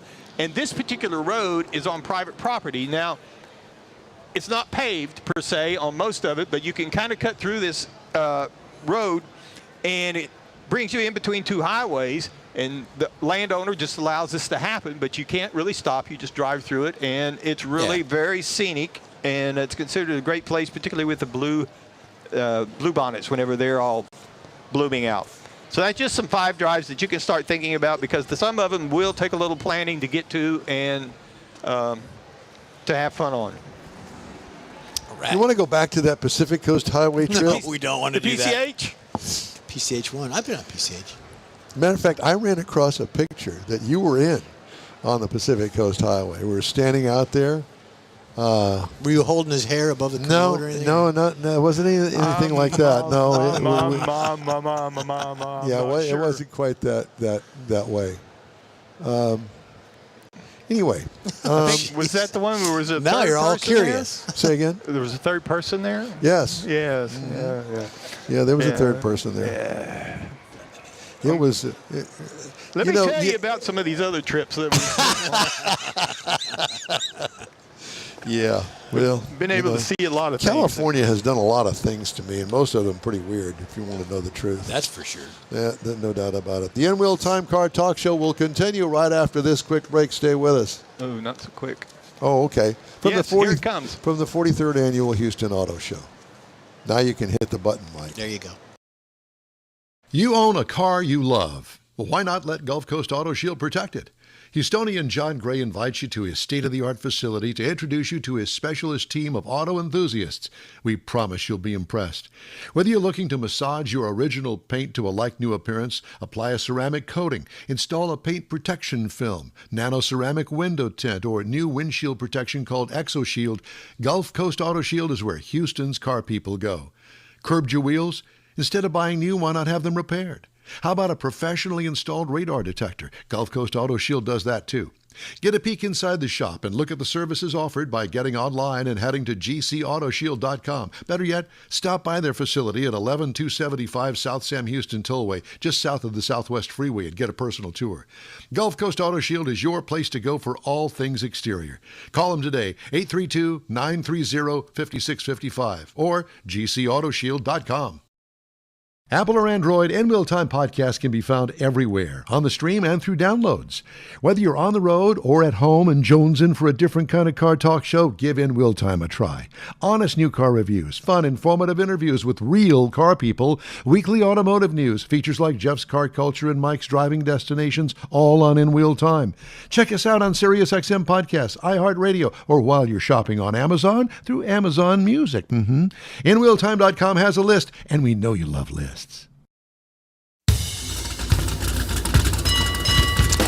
It is the award-winning N-Wheel Time Car Talk Show coming to you today from the 43rd Annual Houston Auto Show at NRG Center.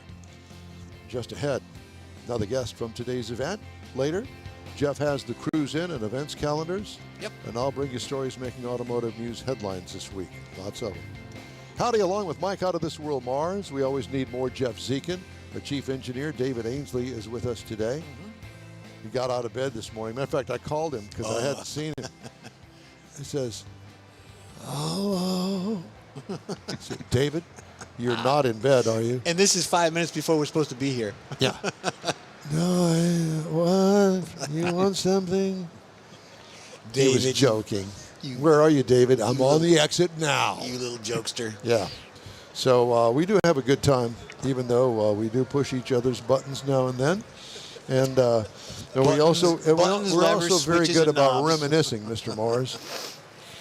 I got lost in that last one. Did you? You did. Well, I was lost doing that whole story, as you know. Yes. I was focused, Mike. I was focused. I was slapped me, Jeff, and brought me back. At the end of that evening, if I remember correctly, I was on a couch with other men and had my arms around all of them. And Mars said, you know, I think we need to get him back to his room. I do remember that distinctly. Yeah. There's that. Now, let's talk about Acura here. Okay, shall we? Marla Cardenas with the Acura folks and Team Gilman here locally. Yes. Thank you so much for joining us. We appreciate you. Thank you for having us on. Yeah. So tell us about the Acura display. And, you know, I find it interesting because on this map, that is the map of the show floor to where everybody is, see the Nissan? Yeah. Well, listen, you can barely even see that itty bitty little tiny thing that says Nissan. But look up there, Acura, across there. So I have a complaint. Oh no. I don't get any Acuras anymore. Why? I know you don't know why. I'm just He's throwing you under the bus. Yeah. Is what he's doing. I was going to hang on to that one for a moment. Yeah. So I don't get any Hondas and I don't get any Acuras. Same company, and I miss them. They should be part of the press fleet, but they're not. I don't know why they pulled everything out of the press fleet, or they said, Oh, Don Armstrong. He was the one over there at the Pacific Coast Highway event. No, we ain't giving him nothing. Wrong company. But I don't get those either. So I don't know if it's just the press fleet's smaller. I've or they really pull out. never specifically asked the people that handle the press fleet for Honda and Acura. She's got other duties. She's Well, not give me gonna just do a minute. that. We've got a Yeah. 15-minute interview here. Just give me time. I'm getting there. I'm here for the. Good. Thank you. You're here But you for know, the duration. I never received a call from you asking for anything or letting us Well, know no, that because you've it been wouldn't slighted. be you, and I don't feel slighted by you at all. No, it wouldn't be I'm you. just making sure we're clear on that. Yeah, no, absolutely. He's not. I'm just throwing bones, so forget me. But I do miss driving Acuras and Hondas because, there's the Japanese, there's the Koreans, the Asian market JPL market, yeah. is unto itself, like the German market, English, go there, or American, and everybody that comes from those markets, they really compete against themselves. So you go and drive a BMW, and you're not going to get that experience over there at Honda or Acura. Why it's not? It's different. It's a different drive. It feels different. You go around a corner in a BMW, it's different than going around a corner in an Acura. I'm not having judgment here. It's no. See how he gets out of this one. Yeah, that's what I'm waiting. I'm waiting Well, for. but That's this not- is somebody who just said he hasn't driven an Acura or Honda in a very long time, and he's saying that we would drive different than a BMW. So I'm thinking we need to take you for a ride. No. Oh, yeah, you No, do. this is not a competitive thing. It's just a different thing. That's all. Because preferably, I appreciate both. BMWs are typically more expensive than Acuras and Hondas. Okay, I got that. But I really do I actually owned a Honda at one time, a Honda Accord. But the Acura's a little bit more sporty than the Hondas. I'm not sure exactly why do we have all that feedback, David? Because I think we've got the monitors up too loud. At any rate, so I miss them. Well, then I think we need to get you in one for a little while. I think yeah. I Yes, think- we'll have to talk to Mr. Gilman about that. Okay, yeah, Sure. please do.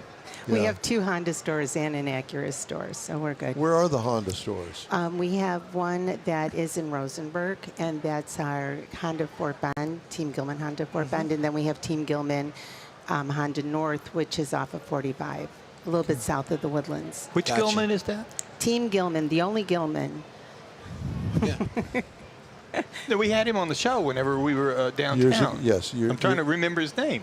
Years Chris ago. Gilman, Yes. yes, and his dad Ramsey. Yeah. Yeah. It's been several years. Don't get me wrong. Way The before Gilman COVID, family but- has been in the automobile business for a long, long time. Since 1938, we've Yeah. been part of this community. And the one that I remember particularly is the one that was over there across from Sharpstown. It's no longer there. It's turned into, I think St. Agnes bought that piece of property and made it, yeah. Trust me, it was over there. You're too young to know. He's I'm old. also I was gonna say. originally from Shut Chicago, up. so I'm going to go on that card. There's a Gilman at 59 the Beltway, isn't there? There's 2 sides to the family. There's the Gilman Automotive Group, and then there is us, Team Gilman. Team Gilman. Okay. Yeah. Oh, okay, so only that's the Gilman, automotive group right? over there. I got Yes. you. Yeah. So yeah, that's 2 totally different So- companies. What do you have on display here? Well, I'm excited to talk about that. We actually We finally got to it, didn't we? I love talking about cars. I've been doing this for a long time. So we have actually an Integra Type S out there, which seems to be one of the most popular cars that people have been looking at. And we have the privilege of having one of our NSX here too. Ooh. So it's definitely sexy, eye candy, and people are enjoying getting their pictures taken with it. But we've seen such a tremendous amount of interest in the new ADX, which is the smaller SUV, and then we have an RDX and we have an MDX out, and then we have a tech package in Integra. So is that the full lineup of Acuras? No. No. So no, but it's what the space allowed us, and we just brought our favorites. So. Yeah. Yeah. And People's favorites. So. yeah. And in your booth, those are Team Gilman cars. Yes, sir. Yeah. Well, yeah. the NSX is actually, we are very grateful, on loan from one of our customers who's bought so many of them from us, and it was too pretty to not bring with us. So Good for the you. paint on that is just Well, it speaks volumes for your dealership because, hey, who loans their car back to the dealership? Yeah, your customer base. Yeah. Yeah, we're very fortunate. Like I said, we've been in the greater Houston community and part of it since 1938, and not a lot of people can say that. And one of the things that I love the most about our company, aside of the products that we have, is the way that we are taking care of our customers. We've had so many of them stop by here to tell us they were happy to see us too. So that was exciting. We had a chance to interview them and put them out on social. So who do you feel is your direct competition? Don talked about the Korean models, the Japanese models and things. Where do you, in your own mind, think your competition is? For Acura or just our brands in Just your general? brand. It's kind of hard to say. We have Subaru stores, Mazda, Acura. We have a Volkswagen, Chevy. I mean, we're kind of across the map.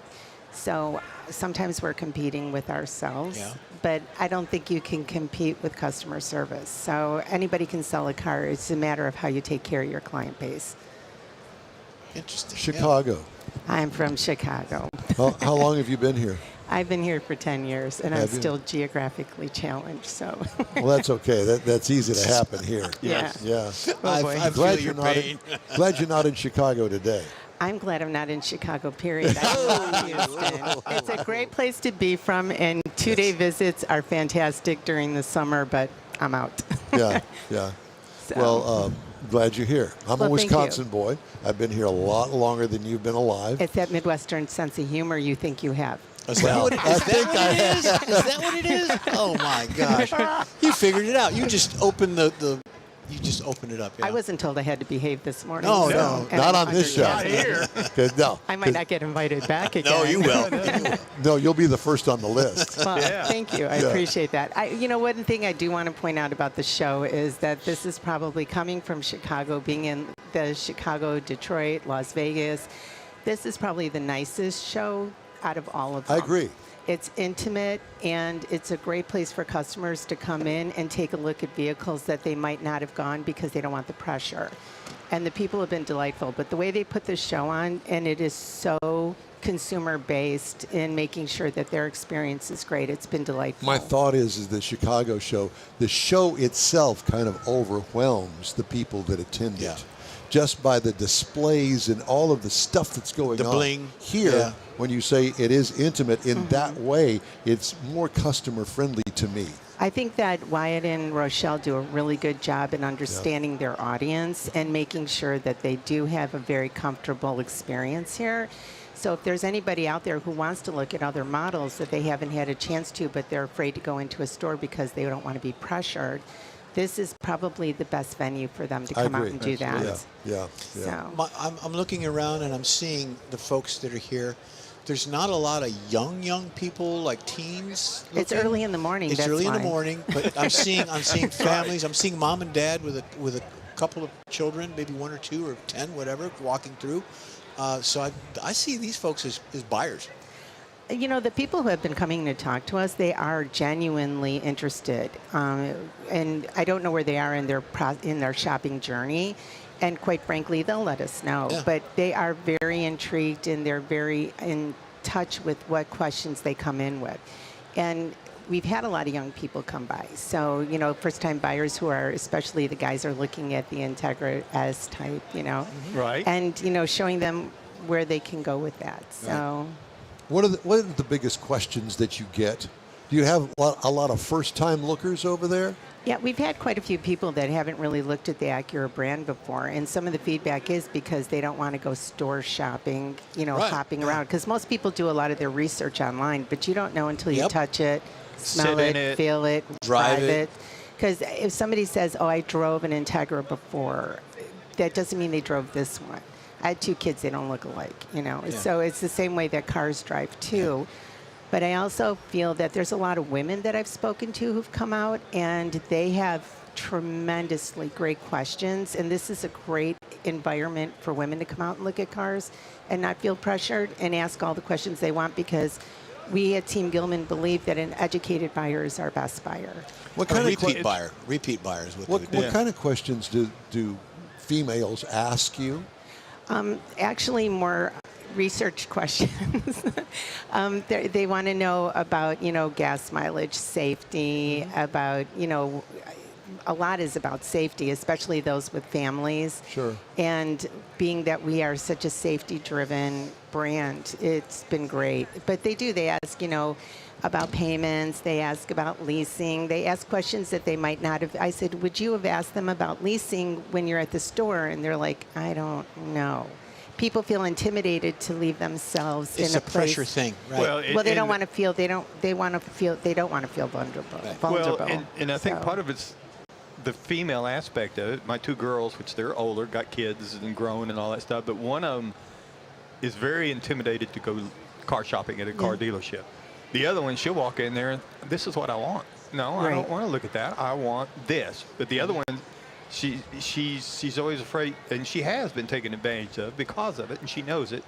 And I think this venue, like you say, is a Absolutely. great place for somebody like that to come and ask all those questions that they want to know without worrying about somebody trying to get them to sign something. And they can do that at our dealership. But speaking just strictly of this show, Chris Gilman is very, very driven in making sure that people have a comfortable experience, whether they're at our Acura store or any of them.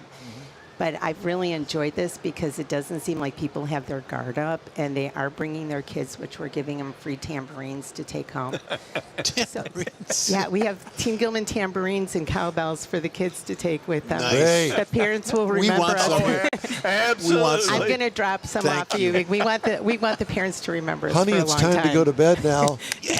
Yeah. Oh, dude. Yeah. Well, whose name is on that tambourine? Yeah, you need to give them a couple of chocolate candy bars to go along with it. No. No. I think the tambourine is a lot more fun. Sugar packs are easier to carry. That's to kind of get them to you where they can use the tambourine more. I'm So so, let's glad go- I have older kids. So let's go back and talk more about what you were asked.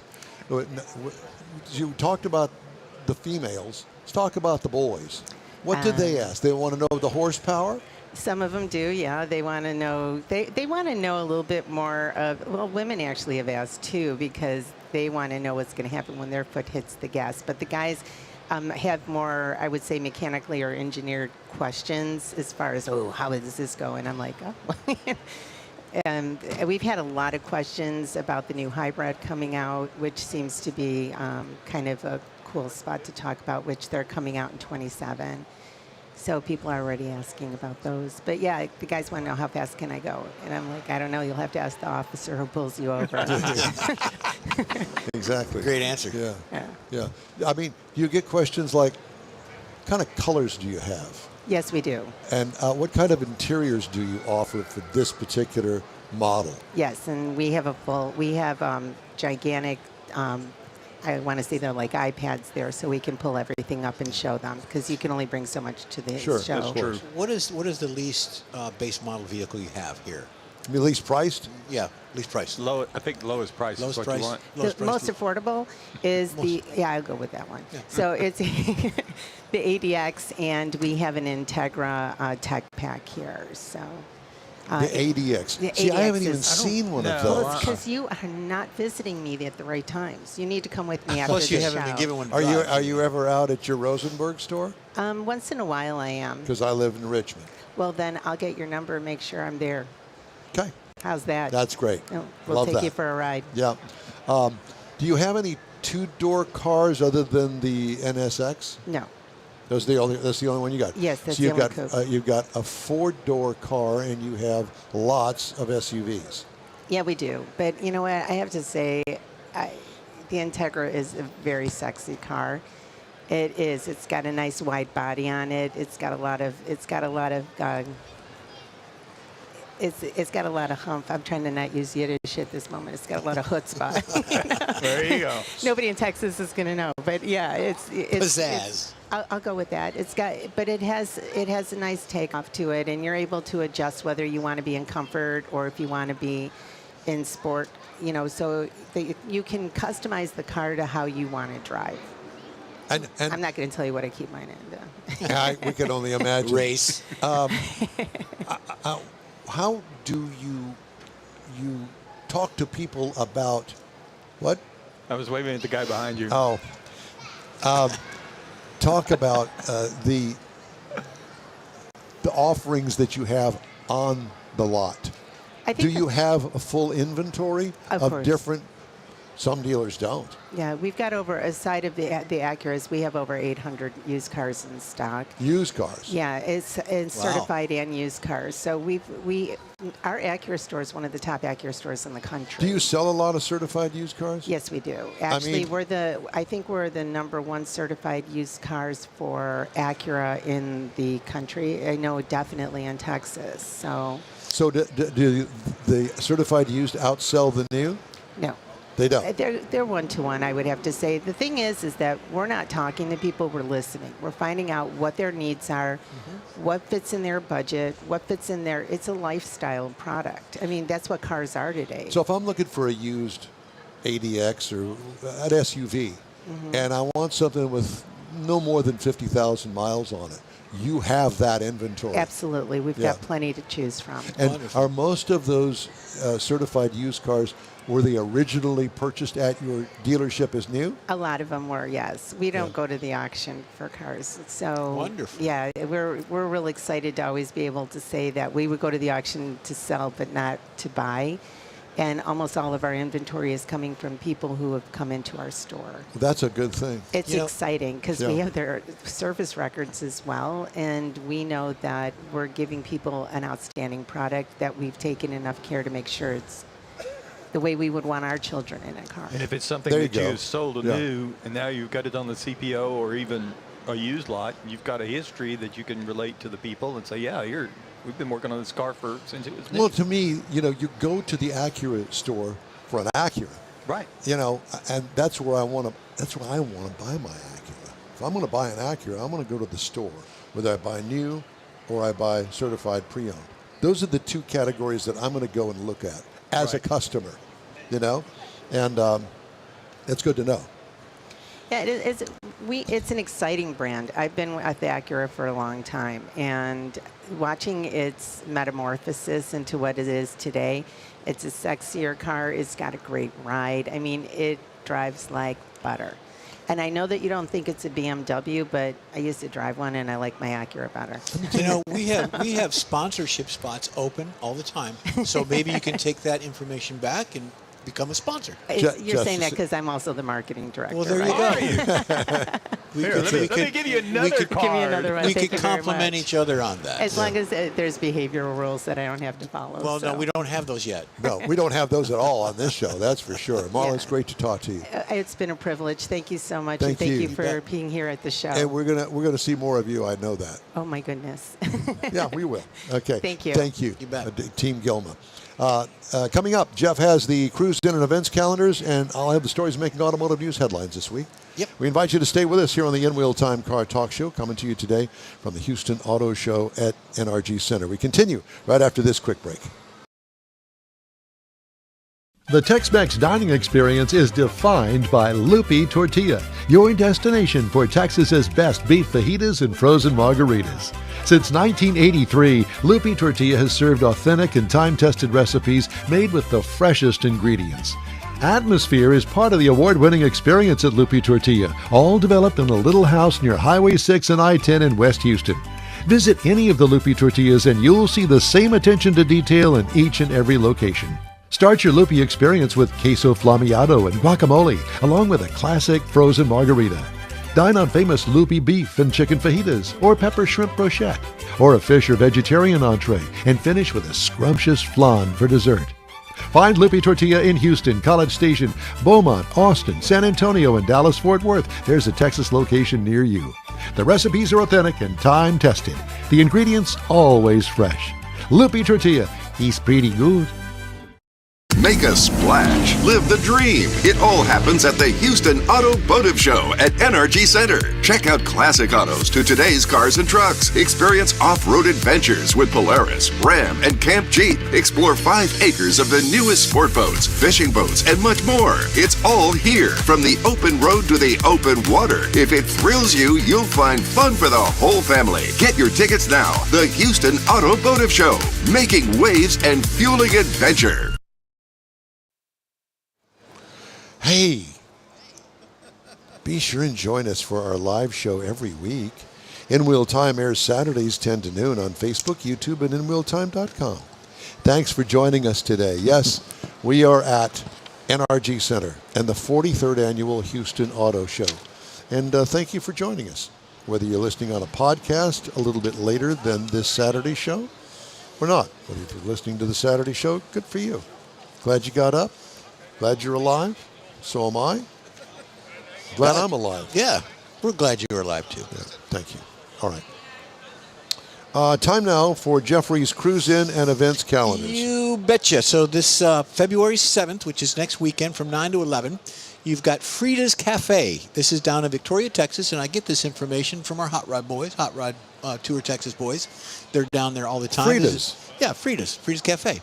It's 8901 North Navarro Street. Cars and Coffee is hosted by the Crossroads Cruisers Car Club of That's Frida. the main drag down there. Yeah. Yeah. It's a Mexican. Navarro. Yeah. No, Navarro Navarro's Street. a street, yeah. Yeah. It's North Navarro Street. Yeah. That's what I said. Uh-huh. And then the event takes place the first Saturday of every month from 9 a.m. to 11. And then again on next Saturday, you've got the Tyler Loop Cruise. This is at 124 Southeast Loop 323 in Tyler, Texas. Hey, George, you listening? I know. That's what I kind of did this for George, so he can get out there, get out and about. This is sponsored by the Subaru owners. The Tyler Loop Cruise is February 7th. Participants will meet at the Shell gas station located at 124 Southeast Loop, and goes at 10 a.m. So get out there. It's a scenic 50-mile cruise drive through Bullard, Love's Lookout, and Jacksonville up in there. Temple Malts and Motors monthly cruise in at Bold. This is at 7060 Stone Hollow Drive in Temple, Texas. They're up in there, so hopefully the weather be good for you. George again, yep. The Malts and Motors. Bold Republic Brewing Company of West Temple, Texas. It's 11 a.m. to 2. All They have a vehicles- West Temple. Yep. And Not an a east, North or an East. just a West. West. Yep. It's like West Virginia and Virginia. Yeah. All vehicles are welcome, including cars, trucks, and motorcycles. Attendees can enjoy craft. You can enjoy craft brews, food, music, and company of everyone else. Now on the 8th, which is Sunday, Crazy Train car meets at Crazy Train Bar in Magnolia, Texas at 38925 FM 1774. Crazy Train organized by the Speed Bump Classic. So get out there 3 p.m. to 7 Wait a p.m. minute, the Speed Bump Classics. We are Speed Bump Classic. We are Speed Bumps. We are period. Speed Bumps, yes. Yeah. We're in different areas. Okay. Food trucks, live music, family-friendly environment encourages respectable behavior, much like what we don't have. So there you go. Not here. They are. Okay. Cool. Thank you, Mr. Mars. There you go, Mr. Mars. Did that guy stand us up again? I don't know. He did. Whatever. It doesn't make any difference. That's all right. I know. So you're wondering what I'm doing. I'm looking for time by the second. And I use this app called time.is.com. And it's 5:56 a.m. I'm sorry. Make it 10:56 a.m. I was going to say. 5:56. Wow. You know, this is why we don't do a 3-hour show anymore, because my brain dies after 2 hours. Oh. It shrivels what it up. is? Well, it's already shriveled up, but it's Shriveled good, up. gone a little bit further. Let's see what's going on in the big picture back there. We got trucks moving around behind us I over don't there. know. But I got a couple of stories I need to get in. Go for it. Okay. I can't hear me for some reason, David. Is it this here? Is it there? That's that thing right there. Thank you. With the average price of a vehicle, age of the vehicle, a persistent technician shortage, dealerships are looking into mobile service and new technology to protect profits. Service departments can generate between 85 and 90% of revenue for a majority of dealerships. Rick Wegley, an instructor and consultant at NCM Associates of Kansas City, told the Automotive News, average age of vehicles on the road has increased over the past 8 years, reaching 12.8 years in age in 2025. The automotive industry continues to face a technician shortage. 39,000 new service technicians graduate from technical colleges and training programs in the U.S. each year, and yet the industry needs to replace nearly 76,000 annually, according to the National Automobile Dealers Association. That's a shortfall of about 37,000 trained technicians every year. In 2026, many dealerships are focused on recruiting and retaining service technicians amidst the shortage. Automakers such as Ford and GM are supporting dealerships that incorporate mobile service into its business, often helping finance the initial investment required to establish that kind of service. So, I've seen commercials for Ford, as a matter of fact. Yep. They're advertising mobile service now. And you probably have to wait a couple of weeks to get that scheduled. I can only imagine. Yep. But at any rate. Okay, I need to check my watch. Time for me to get a watch, apparently. And time for us also to take a quick break. Be sure and join our live show every week. In Wheel Time airs Saturdays 10 to noon, Facebook, YouTube, and InWheelTime.com. We're going to take a quick break, and we'll be right back right after these words. You own a car you love. Well, why not let Gulf Coast Auto Shield protect it? Houstonian John Gray invites you to his state-of-the-art facility to introduce you to his specialist team of auto enthusiasts. We promise you'll be impressed. Whether you're looking to massage your original paint to a like-new appearance, apply a ceramic coating, install a paint protection film, nano-ceramic window tint, or new windshield protection called ExoShield, Gulf Coast Auto Shield is where Houston's car people go. Curbed your wheels? Instead of buying new, why not have them repaired? How about a professionally installed radar detector? Gulf Coast Auto Shield does that too. Get a peek inside the shop and look at the services offered by getting online and heading to gcautoshield.com. Better yet, stop by their facility at 11275 South Sam Houston Tollway, just south of the Southwest Freeway, and get a personal tour. Gulf Coast Auto Shield is your place to go for all things exterior. Call them today, 832-930-5655 or gcautoshield.com. Apple or Android, In-Wheel Time podcast can be found everywhere, on the stream and through downloads. Whether you're on the road or at home and jonesing for a different kind of car talk show, give In-Wheel Time a try. Honest new car reviews, fun, informative interviews with real car people, weekly automotive news, features like Jeff's Car Culture and Mike's Driving Destinations, all on In-Wheel Time. Check us out on SiriusXM Podcasts, iHeartRadio, or while you're shopping on Amazon, through Amazon Music. InWheelTime.com has a list, and we know you love lists. It's the In-Wheel Time Car Talk Show today, coming to you from the 43rd Annual Houston Auto Show. Just ahead, we got a couple of guests I think you'll be interested in. You into those big jacked-up trucks, maybe just a mild little makeover of your truck? We got the guys to talk to, and we'll have some of our popular features as well, so we hope you'll stay with us. Howdy, along with Mike out of This World Mars. We always need more Jeff Zekin. Chief Engineer David Ainsley is with us today. I'm Don Armstrong. Glad you could join us. We appreciate you taking the time out of your day. Are you driving down the road? Are you listening online? Good. Thank you very much. We appreciate it. This is our third hour today. We had the bonus hour at the beginning at 9 o'clock before anyone arrived. And let me tell you something. We found out really quick, once they opened the doors and they pulled in all of the cars that are going through the Ram display and the Jeep display, they opened the doors. Had to get out in my jacket. Yeah. It's cold, man. Yeah. You know, it's cold out there. So it's a great day to be indoors. These boys are wearing shorts. You got a parka on. I know. Well, they closed the doors, and it's nice and comfy in here. And I'm nice and comfy in my little parka. Parka? So you got your mucklucks on down there, buddy? I don't have any mucklucks. Okay. That's David's. Oh. That's David's thing, mucklucks. Nobody knows down here. They don't know what mucklucks are. Did you ever have mucklucks? I never had mucklucks. His microphone's not on. I think. I don't think. There you Do go. what? Oh, there we go. There you go. Yeah. Yeah. I think you can get shots for that. Mucklucks. Yeah. We just So call them snow Larry boots. Baldwin is with us, and Marshall Booker is with us as well, Texas Truck Works. So you work at Texas Truck Works. I've worked at Texas Truck Works 17 years now. 17 years. And you're still not getting shots that'll keep you from that. And you are a customer. I am. Been Yeah? a customer for almost 15 years, and I help out these kind of events, and we travel to Moab and do some of the Jeep events, and truck circuit type events. thing, yeah. Absolutely, yeah. They get all to over go the out and have country. all the fun. Yeah. Yeah. Yeah, he would be stuck at the And you're store. stuck back at the I'm store. stuck Right. at the store. They're playing. You build what he drives. Correct. Exactly. There you go. So where are you guys located up at Texas Truck Works? We're at the back of the Woodlands, between the Woodlands and Magnolia. Okay. And what road is that? 2978, just south of 1488. There you go. I've been up there. I know about that. You had the big truck. You had a monster truck at one time? No, that's the owner, Scott Stevens. Scott Was Stevens. the King Crunch driver. King Crunch, that's His what I'm son thinking. now drives for Monster Jam the Thunder Roars truck. Right. But The what truck? Thunder Roars. Thunder Roars. Thunder Roars. Yeah.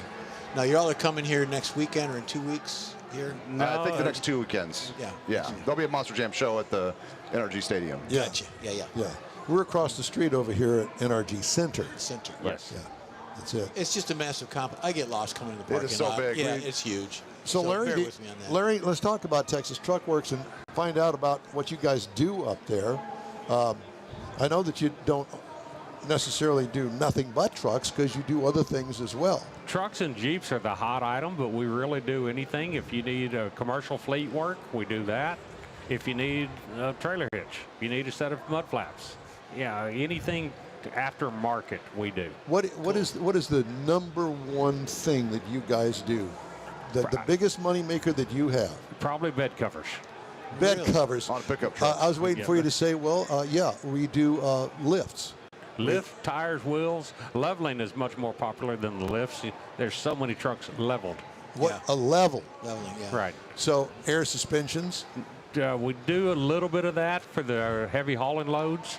The air helper bags to go in the back. The level kit just brings the front end 2 inches so that the truck sits flat, or you can lower the rear 2 inches.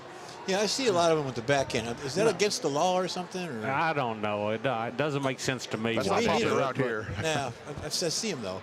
Yeah.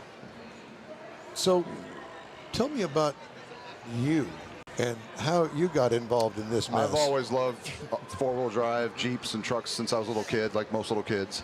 And just when I got old enough to, swipe the credit card, then, it never ends. What you start with, I want to change the wheels or tires, and then the bumpers, Yep. and then lights, and, off-road lockers and things like that. I So know all it about never all of ends. that. Yes, of course. Just when you think you're done, I think I'm done with it. You see something else somebody else has. Yeah. Oh, I want to. Or that doesn't go good with this anymore. I Right. want to change it out. I'm a Corvette owner. I know. It's exactly. Yeah, It's a that slippery kind of slope. thing. Yes, sir. Yeah, exactly. So do you have a real job? I'm an airline pilot for United. United? Fantastic, Yep. yeah. Yeah. I'm a captain on the 737 here at Intercontinental. Well, that's very not nice. here. So- That's up there. Well, I mean, here in Houston. yeah. But so yeah, Too technical. the day that feels like a real job, I'm going to quit. So we have fun and do all the Jeep things. They're able to travel and flexible schedule, and it's a lot of fun. We've done the Easter Jeep Safari in Moab. It's always the week before Easter every year. It's whenever Easter is. Right. And it's just Jeep is there with prototypes and all the vendors, and it's just a good time with off-roading. We do rock crawling and overlanding, not the mudding. We don't do all that stuff. That's a lot. You break stuff and you're And cleaning you for get, weeks. I'm just going to say, you We got don't to do get the that. hose out all the time. But it's a Never- different. you'll never get it all. Yeah, it's Yeah. a different Yeah. type of clientele. It's I a guess. different, exactly. They're Yeah. out there, and there's Yeah. a need for it. But So yeah, what we is don't your do daily that. driver? I have a 2014 Jeep that I use, and I have a Ram truck that I also drive. Yeah. But we have everything we have is Mopar, Stellantis, Dodge, and Ram, and Jeep. Yeah. He also has the new 392 Hemi Jeep. We have that. Uh, 2 of the Jeeps are over at the Texas Truck Works display. Okay. So Oh, you it's- got a display here. yes. Yeah, we're right on the back here. Yeah, on the other side. Yeah. Okay. Well, that's handy. So it's Wonder who? Huh. Imagine you being over here by the Jeeps and the Rams, and you've Yeah. got your. funny how that works. Yeah, it's funny how that works out. So I've got a brand new theory, or theoretically, Theoretically, you do. I have a brand new Ram 1500 with a Hemi in it. Got a Hemi in it. Yes. Right. And I kind of want to, make it my own. I want everybody to know, hey, that's Don's car, truck. Well, depending on how you're going to use Well, it, how I many know, miles. but I don't have an unlimited budget here, and so I think that the first thing I want is I want to get some tires and wheels, because that seems to be the most popular thing to do Yes. to make it yourself. Right. Again, put a little level kit to bring the front end up 2 inches, then brand new 20s. Okay, so how much does it cost to bring the front end up by 2 inches? There's different options way to do it, but That's it's it. less than $1,000. Less than $1,000. Yeah. Okay, got that. You can go more, you can go less, Correct. but $1,000 is generally speaking. Yes. That's it. On average, yeah. Yeah. Now I don't want to go some high dollar 3-piece wheels. I don't care about that.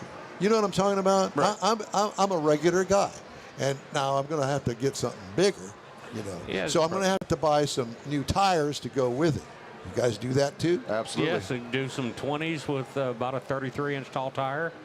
depending on whether you're going. I don't like rubber band tires. No.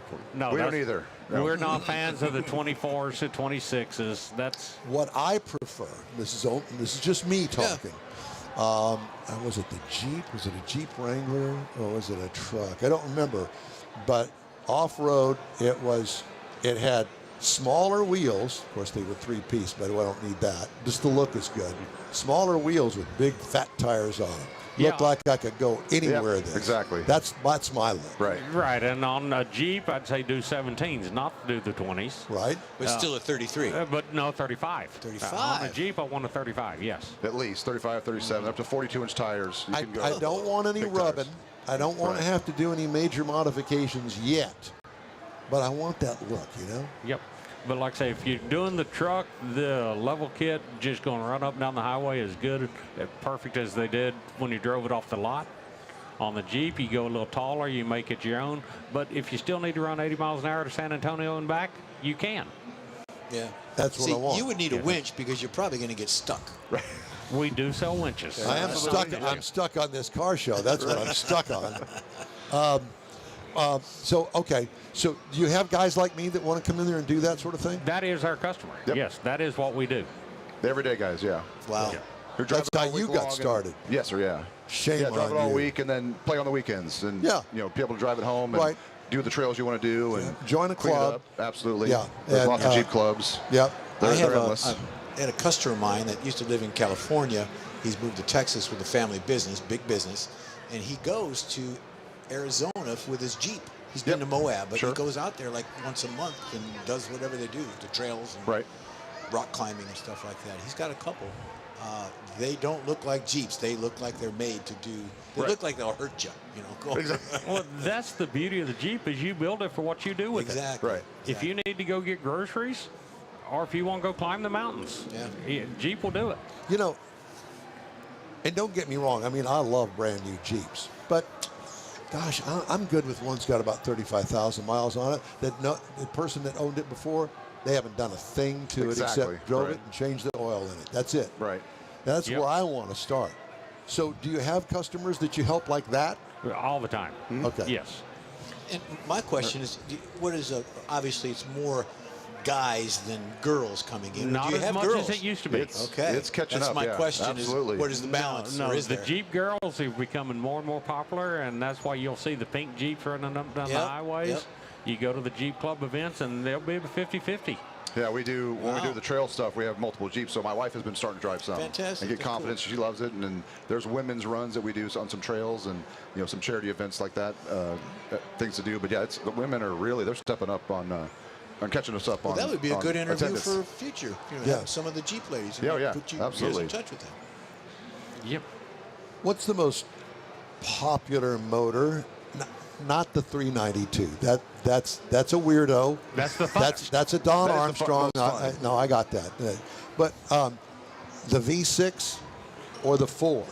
The V6, and that's when in 2012 when Jeep JK went to that 3.6 Pentastar. That's when it had enough power, it rode good, it drove good, and Jeeps really started selling well. And what year is that? 2012. 2012. And are they still putting that in, or is it available? It's still the same motor. Yep. Now there's multiple options. There for a long time that was the only option, but now there's the multiples. The Okay, well, electric we know the 392. 392, They offered a turbo diesel for a while and the 2.0 liter. I believe. 2.0, Yeah. and then the electric. Yeah, the 4xEs. Sure. Okay, well, that's the thing of the That's past. a different conversation. Right. Correct. You know, you've been talking about maybe parting with your Corvette for a while. You've been talking. Would I about go back maybe, to a Jeep? No. No, I was No. going to say maybe No. that's you. Just add it. Just Absolutely not. No. No, the Corvette's his baby, garage cab covered, and all that Right, stuff. right. Well, Battery it's, tender. it's 25 years old and it's got 35,000 miles on it. It's okay for now. Sure, sure. The only now big and then problem he's that right. I have is that left knee for the clutch. Oh, sure. Yeah, there's that. Oh, you don't have anything to talk about. He's wearing He's shorts. He's a young man. He's a young man. He I grew up doesn't in the have- Midwest. This is a cold outside. But see, he's I a love pilot, it. so he's got to have both feet going. Yeah, This is true. Doing barrel rolls. And Yeah, I'm good. I'm going the route of a Cadillac, Oh, now you're talking. a CTS. You want your creature comforts. Yeah, absolutely. That's where I am. in Heated my- seats, Yes, massage that's seats. where I or- am at this point in my life. Something that's 3 years old. I'm good. I'm good. Perfect. Yeah. Yeah, I'm not trying to impress anybody, but I could see you in a Jeep. Yeah, I could. I had a Jeep I know. a long time ago. Gosh, about 1980, and I bought it off the showroom floor at Archer. Okay. With Archer Jeep on 59. Bought it off the showroom floor. White with a black vinyl interior, 2-door. Of course, that's all they had back then. Right. And it had the Pontiac 4-cylinder engine in it. Yep, but it had square headlights and leaf springs. No, it did not have square headlights. Not an 80. No. No. No. Well, no square headlights. Well, only real Jeeps have round headlights. That's right. Yeah. I've learned Yeah. that. How many years did they put those square headlights in? 2, 3? Too many. 89 One. He says to 1 year. 95. We got a 1 year answer over here. Okay. Well, whatever. It was the Wrong YJ is series. the answer. That's just wrong on every level. And the 4-cylinder engine, it was puny. Yeah. Yeah. It needed more oomph. Well, That was those were built for playing. Those were not built for driving. Oh. And Yeah. the new Jeeps are built for driving. Yeah. Well, that particular one had locking front axles on the edge. Get out and Yep. turn the knobs. Yep. What a pain that was. I had a It pickup was. truck like that. Yep. Yeah. So we're done with that. So do you guys do any engine work? We do. If you What want kind of engine work? tuning mainly, Mainly. Chips. So air boxes and things like a that. little bit of air boxes, a little bit of exhaust. We probably do more engine swaps. Really? Engine swaps. Putting the Hemis in the Jeeps. So Or do the you do your LSs. own work, or you take it to him and do it? I take it to them. Or you don't wrench on your own? I or- wish. I'll mess it up. So I trust You the, did the not experts. say LS. Put LSs in Jeeps. you bet. Absolutely not. I absolutely agree with you, have- but absolutely if that's what they not. come No. I'm to on do, your side. And Oh, tub it out. I got a Ford pickup truck. I put an LS engine in it. What? Yep. You'll No. see Jeeps with Corvette engines in them. Yep. No. Yes. No. Well, I could see that. I would. Yeah. Yeah. Okay. Well, that's another world that I'm on their side. I'm not part of that world. I believe it. If it comes as a Ford, it needs to have a Ford motor. I agree. in That's it. what I'm with you there. Yeah. And like a Coyote engine. Why Yep. not? Let's do Absolutely. Yeah. I'm good with that. Not Well- that I'm a Ford guy, but We've also done Hellcats in Jeeps. Yeah, you could put a Coyote in a Yep. Jeep. You could put a I Hellcat in a Jeep. that's fine. It's the the same same brand. bloodline. I got Yep. all that. Exactly. Yeah, I just can't. I can't do the. It's too much. I'm in agreement with you, but if that's what the customer wants. I know. Yeah. I know. It's a payday, and I get that. Oh, I got an LS in it. No, that ain't working for me. We even had where like to do an old stroker engine in them, like a GM engine in Yeah. older Jeeps. You see those in some rock crawlers. Yeah. I would A little agree with simpler that. to work on, no tech or anything. So they're people like those because you can get anything off the shelf Well, to repair That's it. true. So people like that too. Something with Not a a- carburetor on. Exactly. It's got a Don't need- carburetor on. Yeah. If you can find anybody that knows how to work on a carburetor Well, anymore. I'm not going to admit to that, but I've been known to mess with it a time or two. This is the wrong show to find that out. You need to go to a hot rod show or a cruise-in and find Exactly. out all those guys. Those guys do that in that world more than we do. Absolutely. Absolutely. So you guys go to that big truck show up at Codro? Lone Star? Yeah. Yes. Okay. Yep. So people that are listening that are into trucks, you can come in here and get you a truck. There's one right over there. Yep. Take it right over there. Do some Magic. whiz bang magic to it over Of there. course. And then you can get your boat. We'll help you pull the boat. That's so just funny you you should know, I say was going that. to ask you, Shopping. maybe you should get a boat and put on a trailer back here. Exactly. And say, this is your package. Right. Well, if you haven't seen our display, we have a We haven't been over there 53-foot yet. trailer with 3 Jeeps on it I now. haven't been over there yet. We're gonna go look at that. Yeah. Yeah, come see us. You Yep. bet. And then you're supposed to follow that up by saying, come see us, come see us, come see us, and Absolutely. save. That's right. Let's not forget that. Well, gents, it's He's waving at you.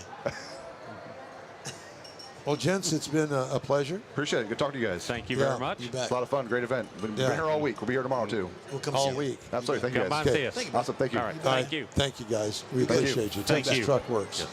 Larry Baldwin and Marshall Booker. Appreciate you. The pilot. Yep. Hey, you can get the In-Wheel Time Car Talk Show 24/7 through the In-Wheel Time app.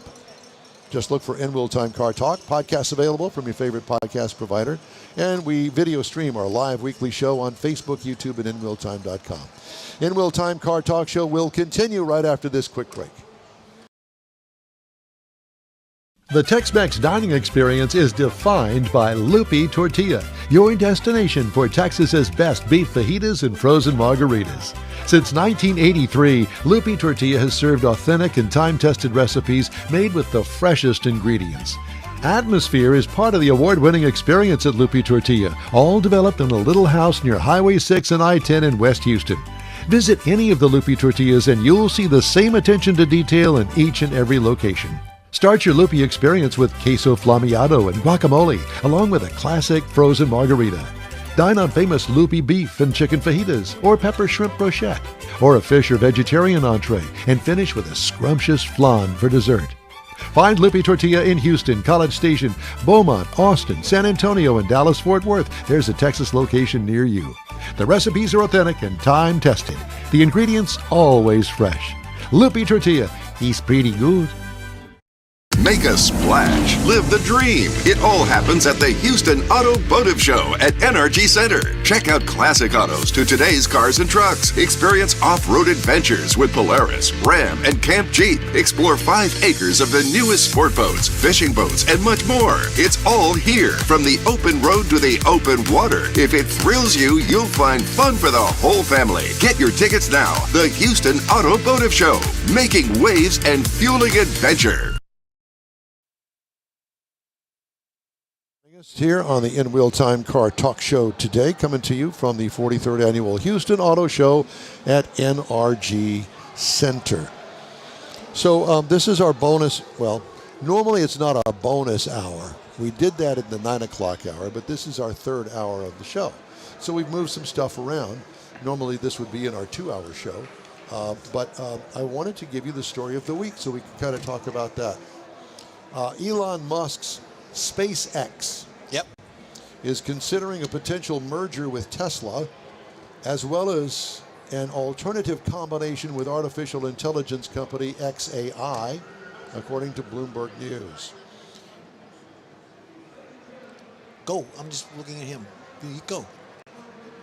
They point fingers. No, I'm pointing fingers. Okay.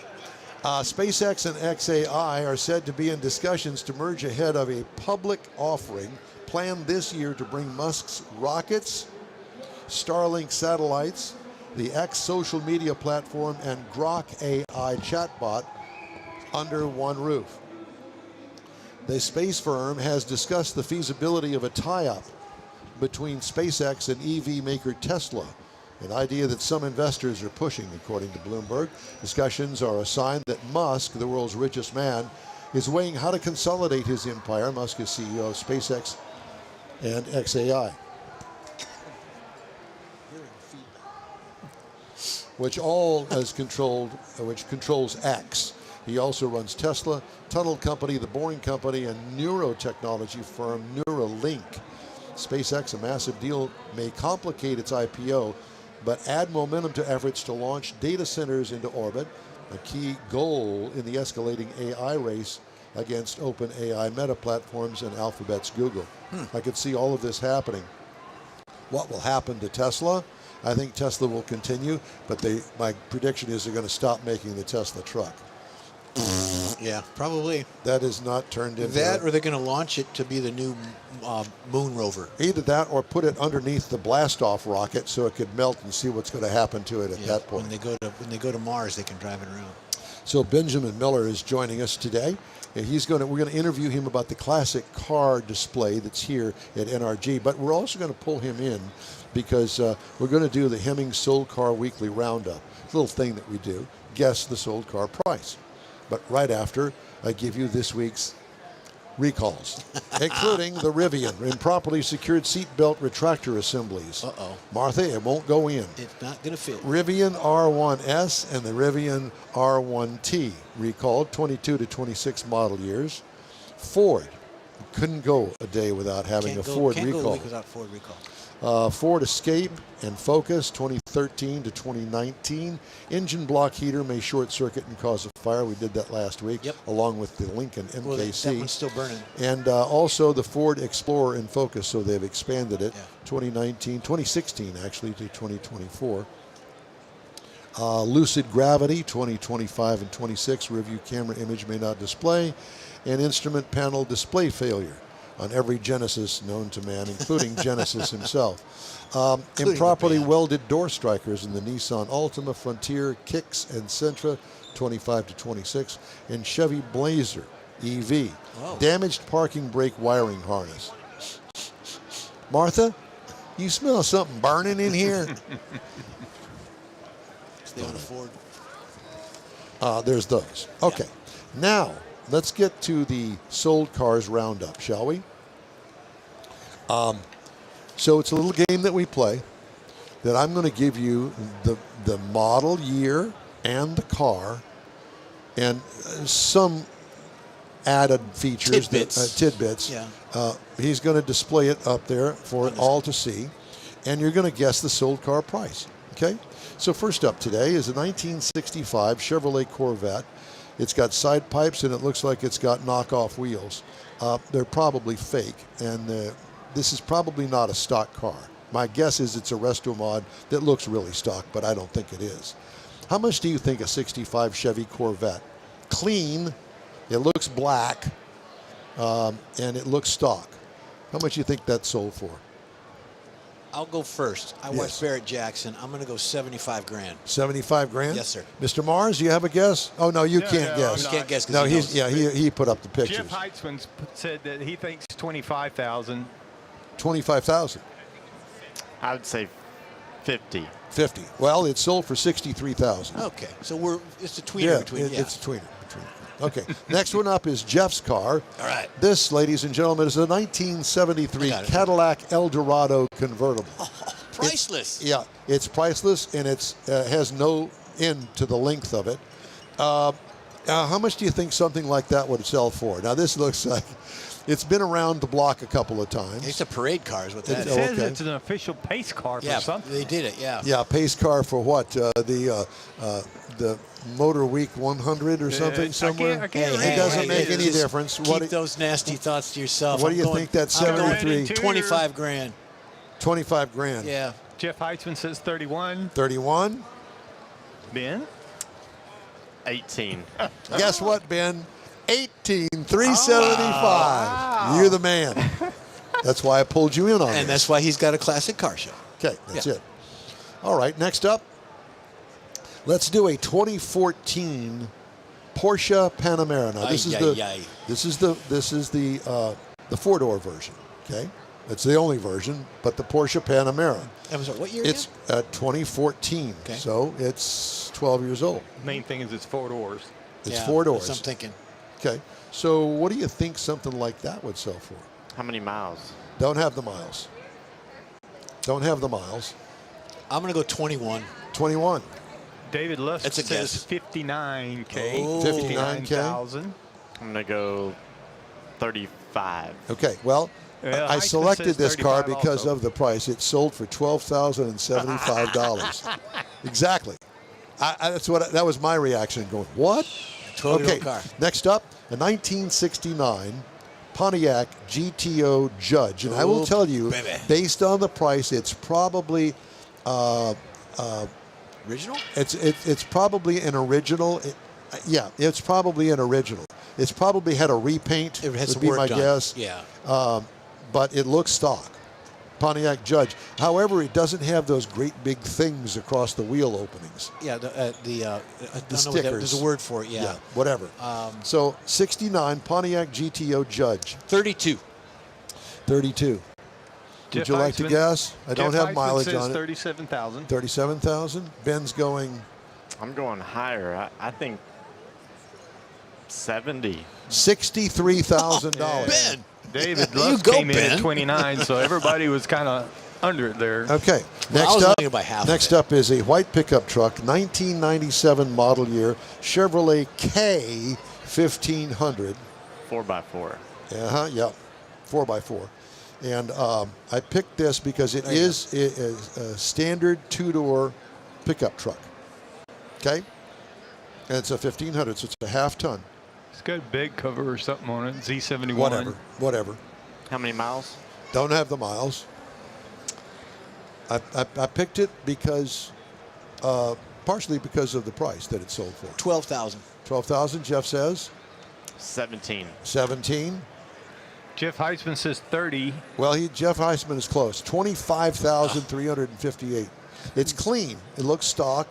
It's got some steps on the side of it. That's about it. Okay, next up, 1970 Plymouth Barracuda. All right. This is probably an all-original car, and it looks like it has not been repainted. It looks completely stock and original. Don't be shy. Okay. Can't tell if it's 440 or 340. I'm going to go 75 grand. It's got a shaker hood on it. 75 Shimoles. 75. Okay. Next. Anybody. 250. How much? 250. 250. Jeff Heisman says 39,000. It sold for $187,975. That's why I made it a point to say I think it looks like it may be an all original. Yeah. Yeah, and it could be a 440 or I don't know what it is. Can't really tell. Can't read it good enough. Big dent in that right quarter. You never see it. Yeah, that's it. All right, next up, 2014 Chevrolet SS. 14 Chevy SS. Oh, that's a no. It's a four. There you go. It's a Overshot. 4-door. I don't even remember that model, but whatever. 2014 Chevy SS. 12,000. I don't need to know anymore. 12 grand. 12 grand. 30. 30. He's good. You're close. Did Heitzman chime in? David Luss says 11,000. 11,000. George says 12,999. How about $36,750? Well, Heitzman came in at 41 there at the end. Oh, he did? Yeah. And what'd you say, Ben? 30. Yeah. 30. Yeah. Yeah, very close. Okay, last car. A 1963 Lincoln Continental convertible. I mean, you can envision a wax figure of Kennedy in the back seat. Yeah. 63 Lincoln Continental. It's probably had a repaint. It's probably been redone, but it's still a 63 Lincoln Continental. I've had the understanding those things are becoming more popular now, and there's not enough to go around. Ooh, it's got suicide doors on it. Well, that's This is a two-door. It's a convertible. Two-door convertible. All right, I'm going to go 21. I'm just guessing. I'm just shooting in the air there. 21. They've been all over the place. So Yeah. I'm going to go 70. You're close. $55,650. Nice. And it's probably full of rust, but somebody came along and said, man, Mama sure would like that. Yeah. I got me a Lincoln. Okay. Well, see, wasn't that fun? No. Yeah, that was fun. Yeah. And you can play this, like next weekend we'll do it, and you can get online and play it with us. Yeah, exactly. Anytime. Okay. He's going now. Got to take a break. Hey, if you'd like to get in touch with us, shoot us an email. The address is info@nwilltime.com. Be sure and follow us on Facebook. We are back in a flash.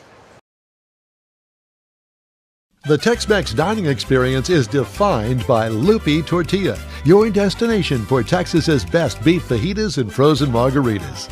Since 1983, Lupi Tortilla has served authentic and time-tested recipes made with the freshest ingredients.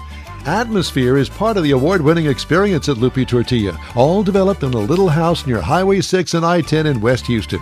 Visit any of the Lupi Tortillas and you'll see the same attention to detail in each and every location.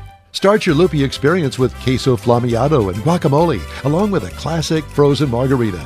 Dine on famous Lupi beef and chicken fajitas, or pepper shrimp brochette, or a fish or vegetarian entree, and finish with a scrumptious flan for dessert. Find Lupi Tortilla in Houston, College Station, Beaumont, Austin, San Antonio, and Dallas-Fort Worth. There's a Texas location near you. The recipes are authentic and time-tested. The ingredients always fresh. Lupi Tortilla, he's pretty good.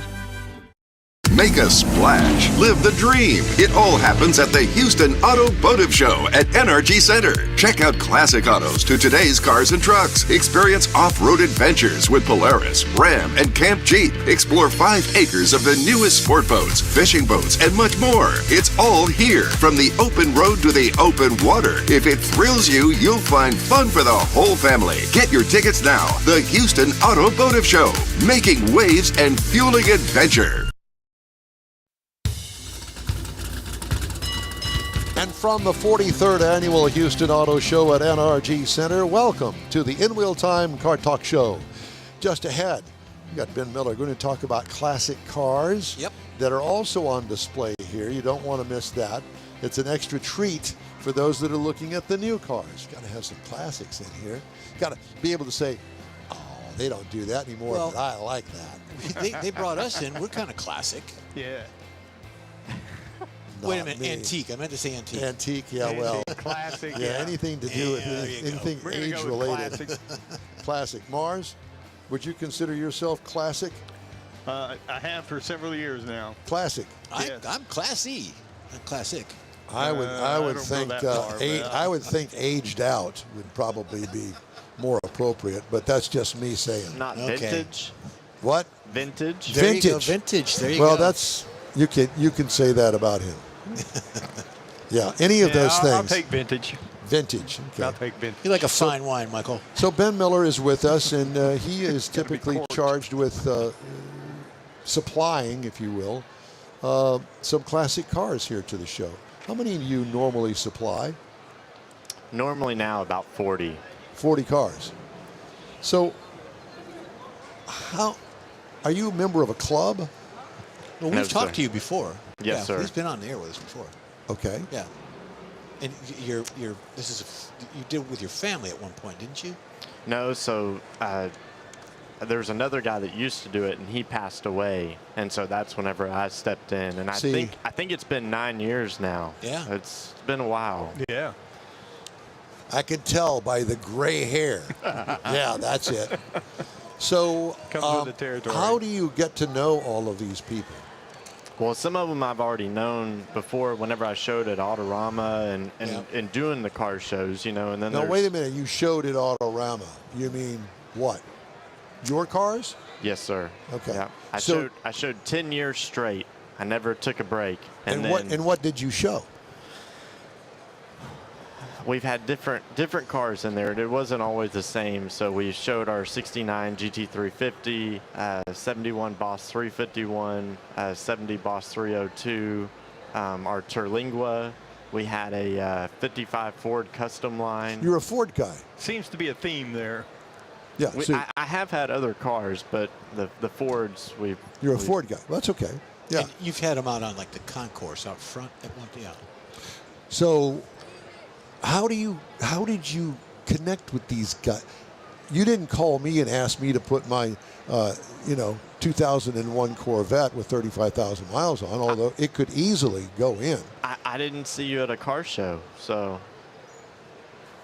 Is that how you gather these people?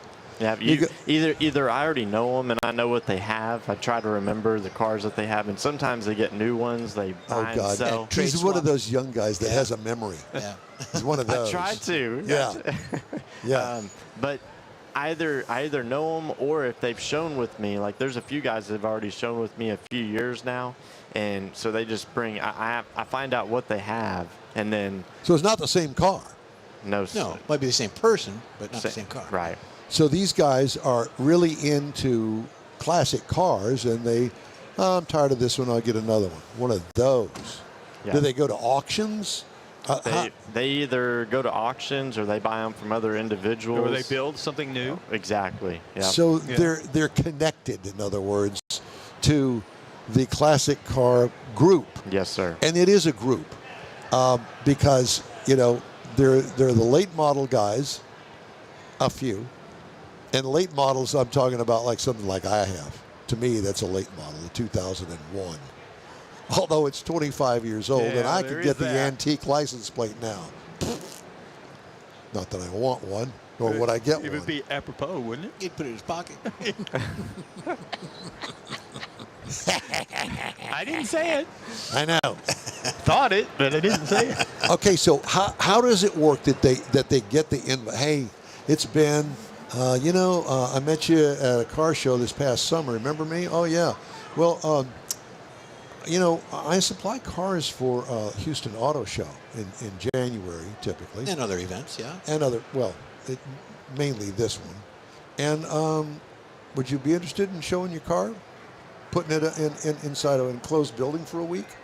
That's what I usually do is whenever I go to a show, I either find the owner or try to find them, or if I don't, then I'll just drop my card in their car. The only issue with that is if I drop my card in your car, some people think that I'm trying to buy their car, and that's not. I just want them to show it. So they're not going to call you because they don't want to deal with you. That's a marketing problem. Yeah. Well, Yeah. well, that's why he wants to talk to him. I mean, that's the last resort by dropping the card. Yes, sir. Okay, so what is the criteria that you use for this? I don't really have a criteria. Before the cars that were picked there wasn't really anything outside of the 60s. There weren't any JDM cars. There weren't any trucks or anything like that. So what I try to find is some stuff that I like, but I try to find stuff that other people will like too. It's not just. So do you have some JDM cars? Yes, sir. You do. Mm-hmm. What do you? Give me I have a Skyline over there, GTR, and then there's a guy that's shown with me before. He's got a really rare Mitsubishi Evo, and he just had it shipped over from the Philippines. And then there's an Accord. Is it a right-hand drive? Yes, sir. Wow. They're three all of them, right-hand. They're Yeah, all right-hand awesome. drive. Yeah. And then the other one's an Accord Type R. But he's shown with me before. He had a Lancia that was like a. I think it came from Australia or something like that. It was a few years ago. And then he had a Ford Escort, but it was from like England. Where do you? Because at the car shows that I go to, I never see those cars. Where do you find those cars? So.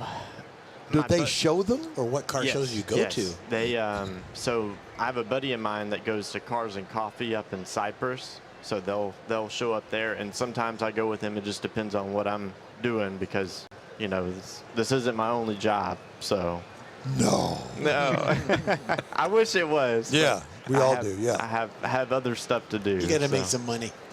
There you go. Well, I find that interesting because obviously we have a Saturday morning show, and a lot of these Cars and Coffee shows are on Saturday mornings. Mm-hmm. And for me to go to Cyprus on a Saturday morning, that's a haul for me. It's a haul for me because I live in Kemah. So if I ride with my buddy, completely on the other side of the world. We gotta wake up early, and we're up there. Yeah. So. And that one in Cyprus, where is that? Where is that show? It's over by like Town Lake. It's not in town. It's actually at a church. Really? Yeah, I think it's a Grace Church up there. I don't remember Who the runs name. that? He doesn't go to that church. Jeff Ellis runs it. Okay. And he's a really good guy. He's a friend of ours. Yeah. So. But isn't there one down in your area, Kemah area as well? Or there That's used to be at the Home Depot or something? Yeah, that's a weird one. Well, they have a car cruise that happens on Saturday nights at the Lowe's, and that one it's all right. And then there's another one that's supposed to be going on at Boomer Jack's, but it's I like see during that the week. on my hits as well. Mm-hmm. But I haven't really been to that one. But So we occasionally have gone to car shows, like on a Sunday or a Friday evening or something like that. And to me, it's the same people. There's no new blood, or there's the same cars and things of that nature. So it's anyway, hey, how you doing, Bob? How you doing, Mike? Da da da, and you move on. So lately, my impression is if it's not a big show or a show that's got a sponsorship, there's really not any way to go. I mean, it doesn't do anything for me. So you get to pick and choose all of the cream of the crop from across the city throughout the year. You say, hey, would you be interested? And then they all come together here. So this is a show within a show, really. Pretty much. Yeah. I mean, I go to Autorama, I go to Texas Elite, I go to all the big shows, and then I try to go to all the smaller shows to see if there's anything else that maybe. Do they let you in for free? No. They don't let you in for free because they don't know who you are. I'm undercover. So undercover. I don't go with my shirt on. I don't, I just He go puts a undercover. wig on and big sunglasses. Well, and that really makes sense because whenever I used to do some freelance work, and I went, same thing. I go to some of the shows that were similar, and people figured out who I was, and who I was working for. And hey, come here. Let me show you my truck. I want to see. You need to put my truck in your magazine. Yeah. And it got to the point to where See, I don't even think that way. to stop. You and I can see why. So that's why I think going undercover is probably the right thing to do because you put a stop to that. Sometimes I want to go in and look at what I want to look at and then leave. Yeah, and make so. judgment later. Mhm. Yeah. Cool. Yeah, that makes sense. Yeah. And I'm with you. I mean, I like going to car shows, but I've been to thousands. And after you've been to as many as I've been through, unless it's something that really stands out, somebody that brings a car like Texas Ironworks or something like somebody that really brings a different kind of car that was just built or something special. Yeah. They all kind of go together, Yeah. And that's not a put down by any stretch of the imagination to any of the car shows because they all have something to. Yeah, there's a need in each one of them. Yeah. So. Yeah, but can you imagine though going around picking 40 a year that you didn't have last Yes, year? I can. It's a new 40 every year. Yeah. And actually, before the boat show came in, whenever we were all under one roof, I had to find 60. Yeah, just go out in the parking lot. Hey, man, how about that 98 Buick estate wagon I out was there? just about to say, I've got a Buick. Be glad to show it for you. Yeah, well, What year is it? 24. Oh, it's a 24 model. Yeah, no, we're not interested. So do you have a name for your company? I just work for the auto show. Okay. so Do you have a website? it's all through the auto show. Oh. So Do they put your sometimes- cars on the auto show website?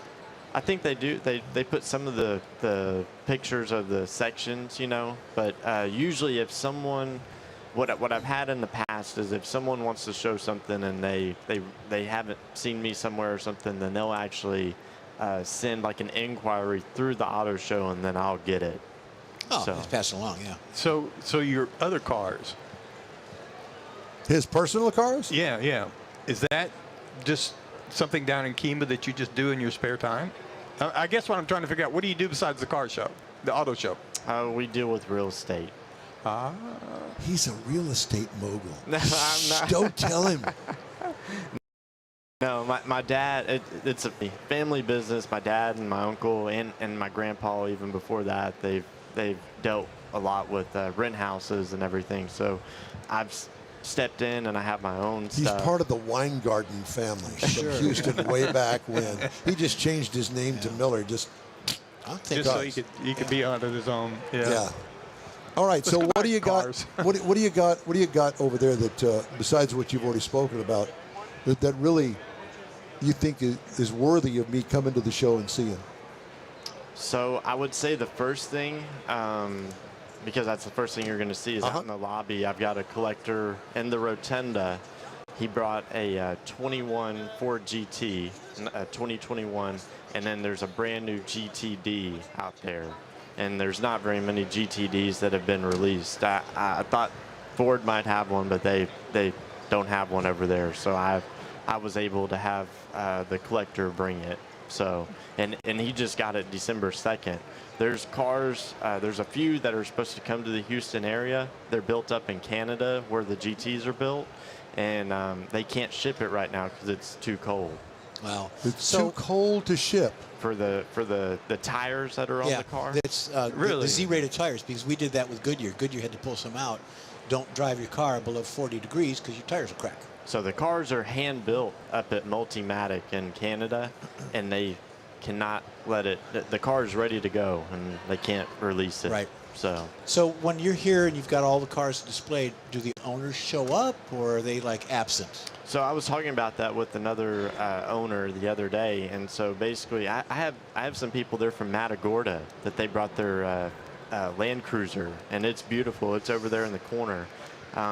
So they actually made a week out of it where they're staying up at Houston, Did you And buy them some tickets to get in? I took care of them. Okay, all right. So they've been here every day, and they feel like this is kind of like their vacation, you know. Oh. So I have people like that, and then I was telling them about a guy. I had a guy that had like a '68 Mercedes 280 SL convertible, probably 5 years ago, something like that, and I met him at Keels and Wheels, and he brought the car, and so he came, dropped it off, and I said, okay, well, I'll see you sometime during the week. And he said, oh, maybe. Never saw him until Sunday, whenever the show came to pick it up. And the car was it was a really expensive Well, car. by the way, tell him that I think that Matagorda is going to get a post off one in like 25 years. Yeah, I heard that news as well. Just wanted to say that. Throw that in there. Let's mail him a letter. Not that he gives I didn't know it was missing. I didn't know either. No, they just, neither did I. Yeah, it's a long story. You got to watch the story. So the two cars in the Rotunda are awesome. Those are awesome cars. And then over in my section, there's a lot of really good cars. But a buddy of mine, he brought his '99 ACR Viper, and it's got 1,500 miles on it. Really? At 1,500 horsepower, probably. Pretty. It's all stock, Oh, stock, so whatever, okay. you know. But Yeah, but no, it's got all of It's the like bells and whistles and 600-700, wings yeah. and all that stuff on it. That was the end of the run. I think the ACR was. Did you I ever think see so. that car? It looks like it belongs on the track. It doesn't Yeah, even I've look never like it driven belongs one, on the but I I've have. heard stories that they're very powerful.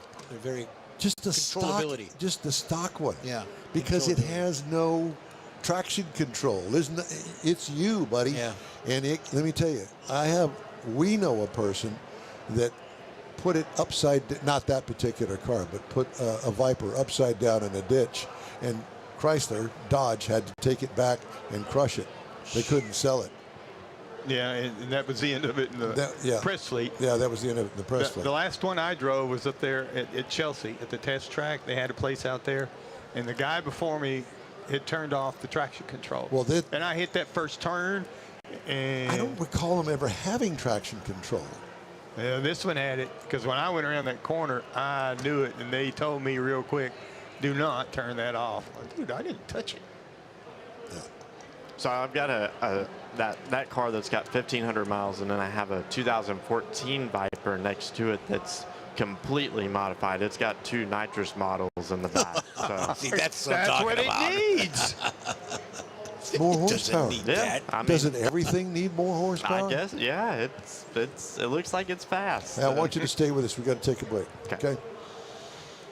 Hey, thanks for joining us today here on the N-Wheel Time Car Talk Show. We are back after this quick break, Mr. The Tex-Mex dining experience is defined by Lupi Tortilla, your destination for Texas's best beef fajitas and frozen margaritas. Since 1983, Lupi Tortilla has served authentic and time-tested recipes made with the freshest ingredients. Atmosphere is part of the award-winning experience at Lupi Tortilla, all developed in a little house near Highway 6 and I-10 in West Houston. Visit any of the Lupi Tortillas and you'll see the same attention to detail in each and every location.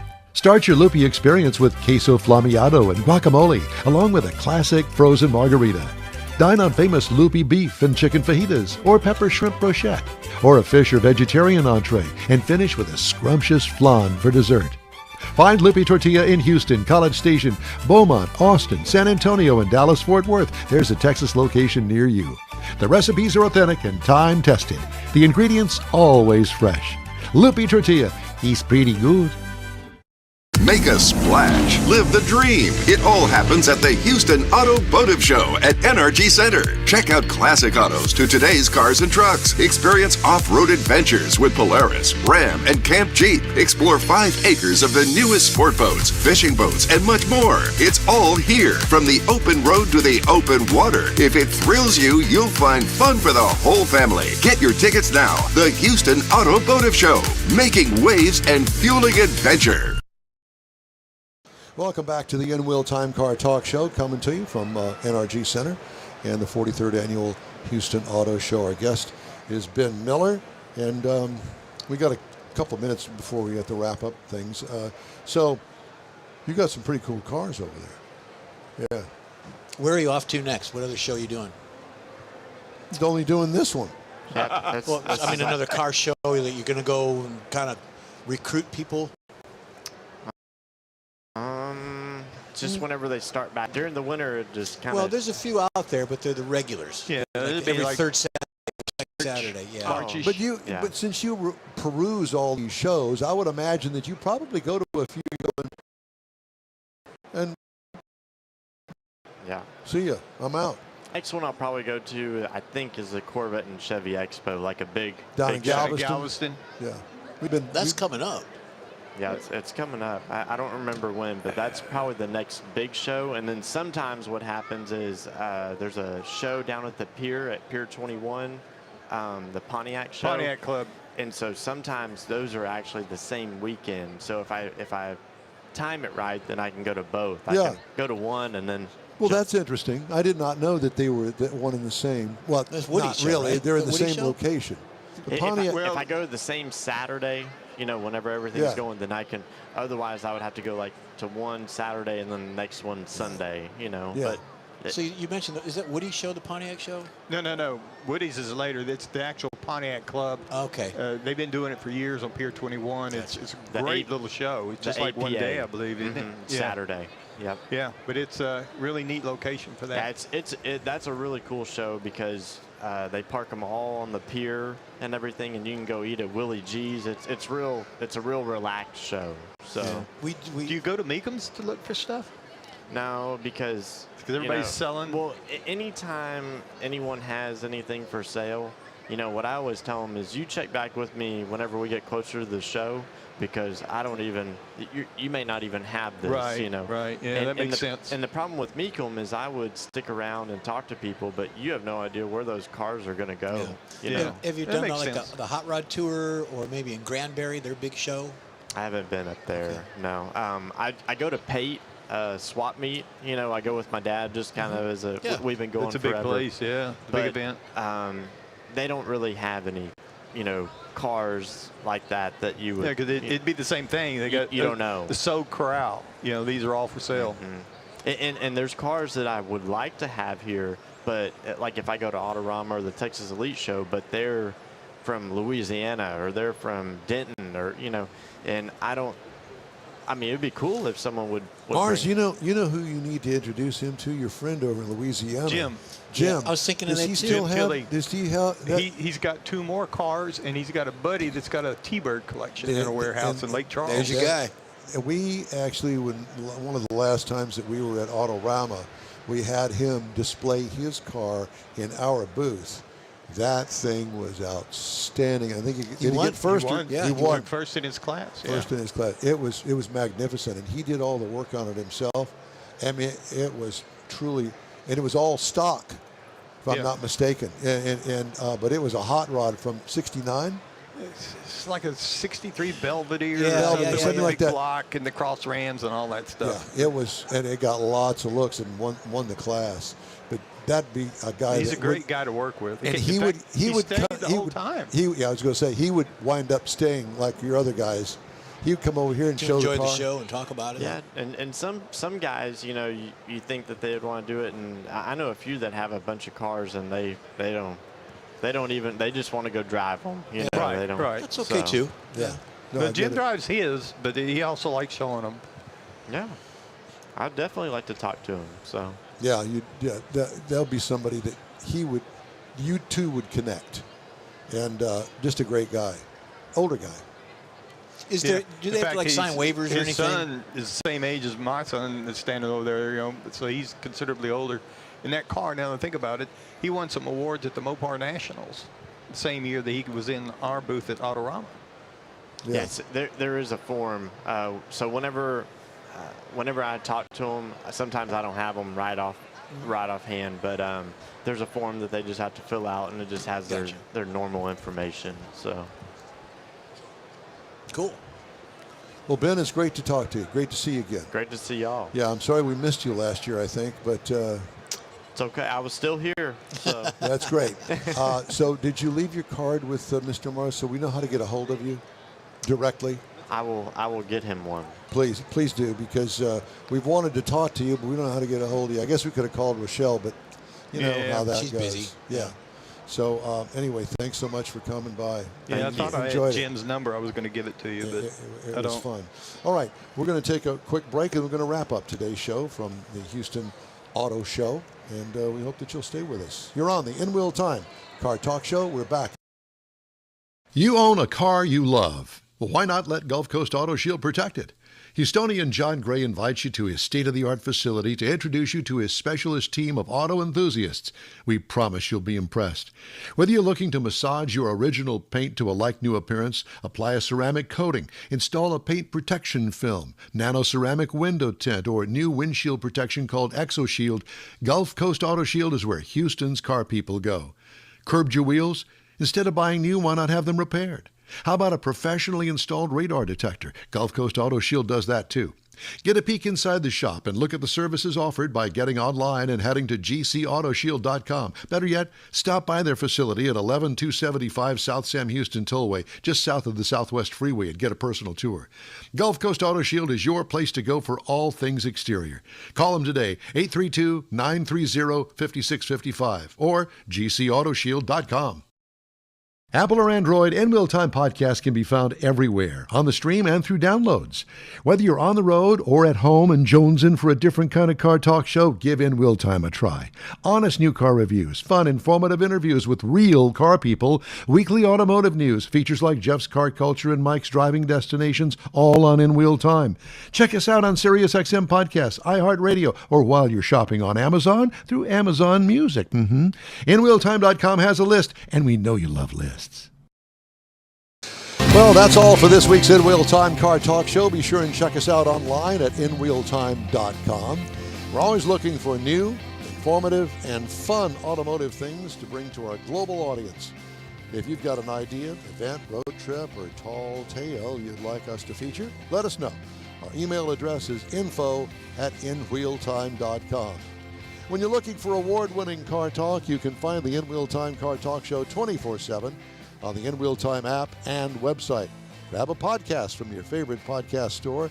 We video stream our live show every Saturday, 10 to noon on Facebook, YouTube, and InWheelTime.com.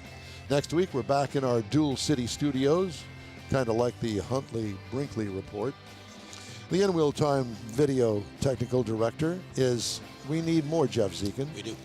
For booking agent and video editor, Mike Out of This World Mars, and chief engineer David Ainsley, I'm Don Armstrong. Special thanks to Rochelle Salinas at the Houston Auto Show for all she does for us throughout the year. And thanks to our weekly show contributors, Jeff Heitzman and Get Well Soon, George Skelton. Have a great weekend. Come on out to the new car show at NRG Center, and we'll see you next weekend. Take care.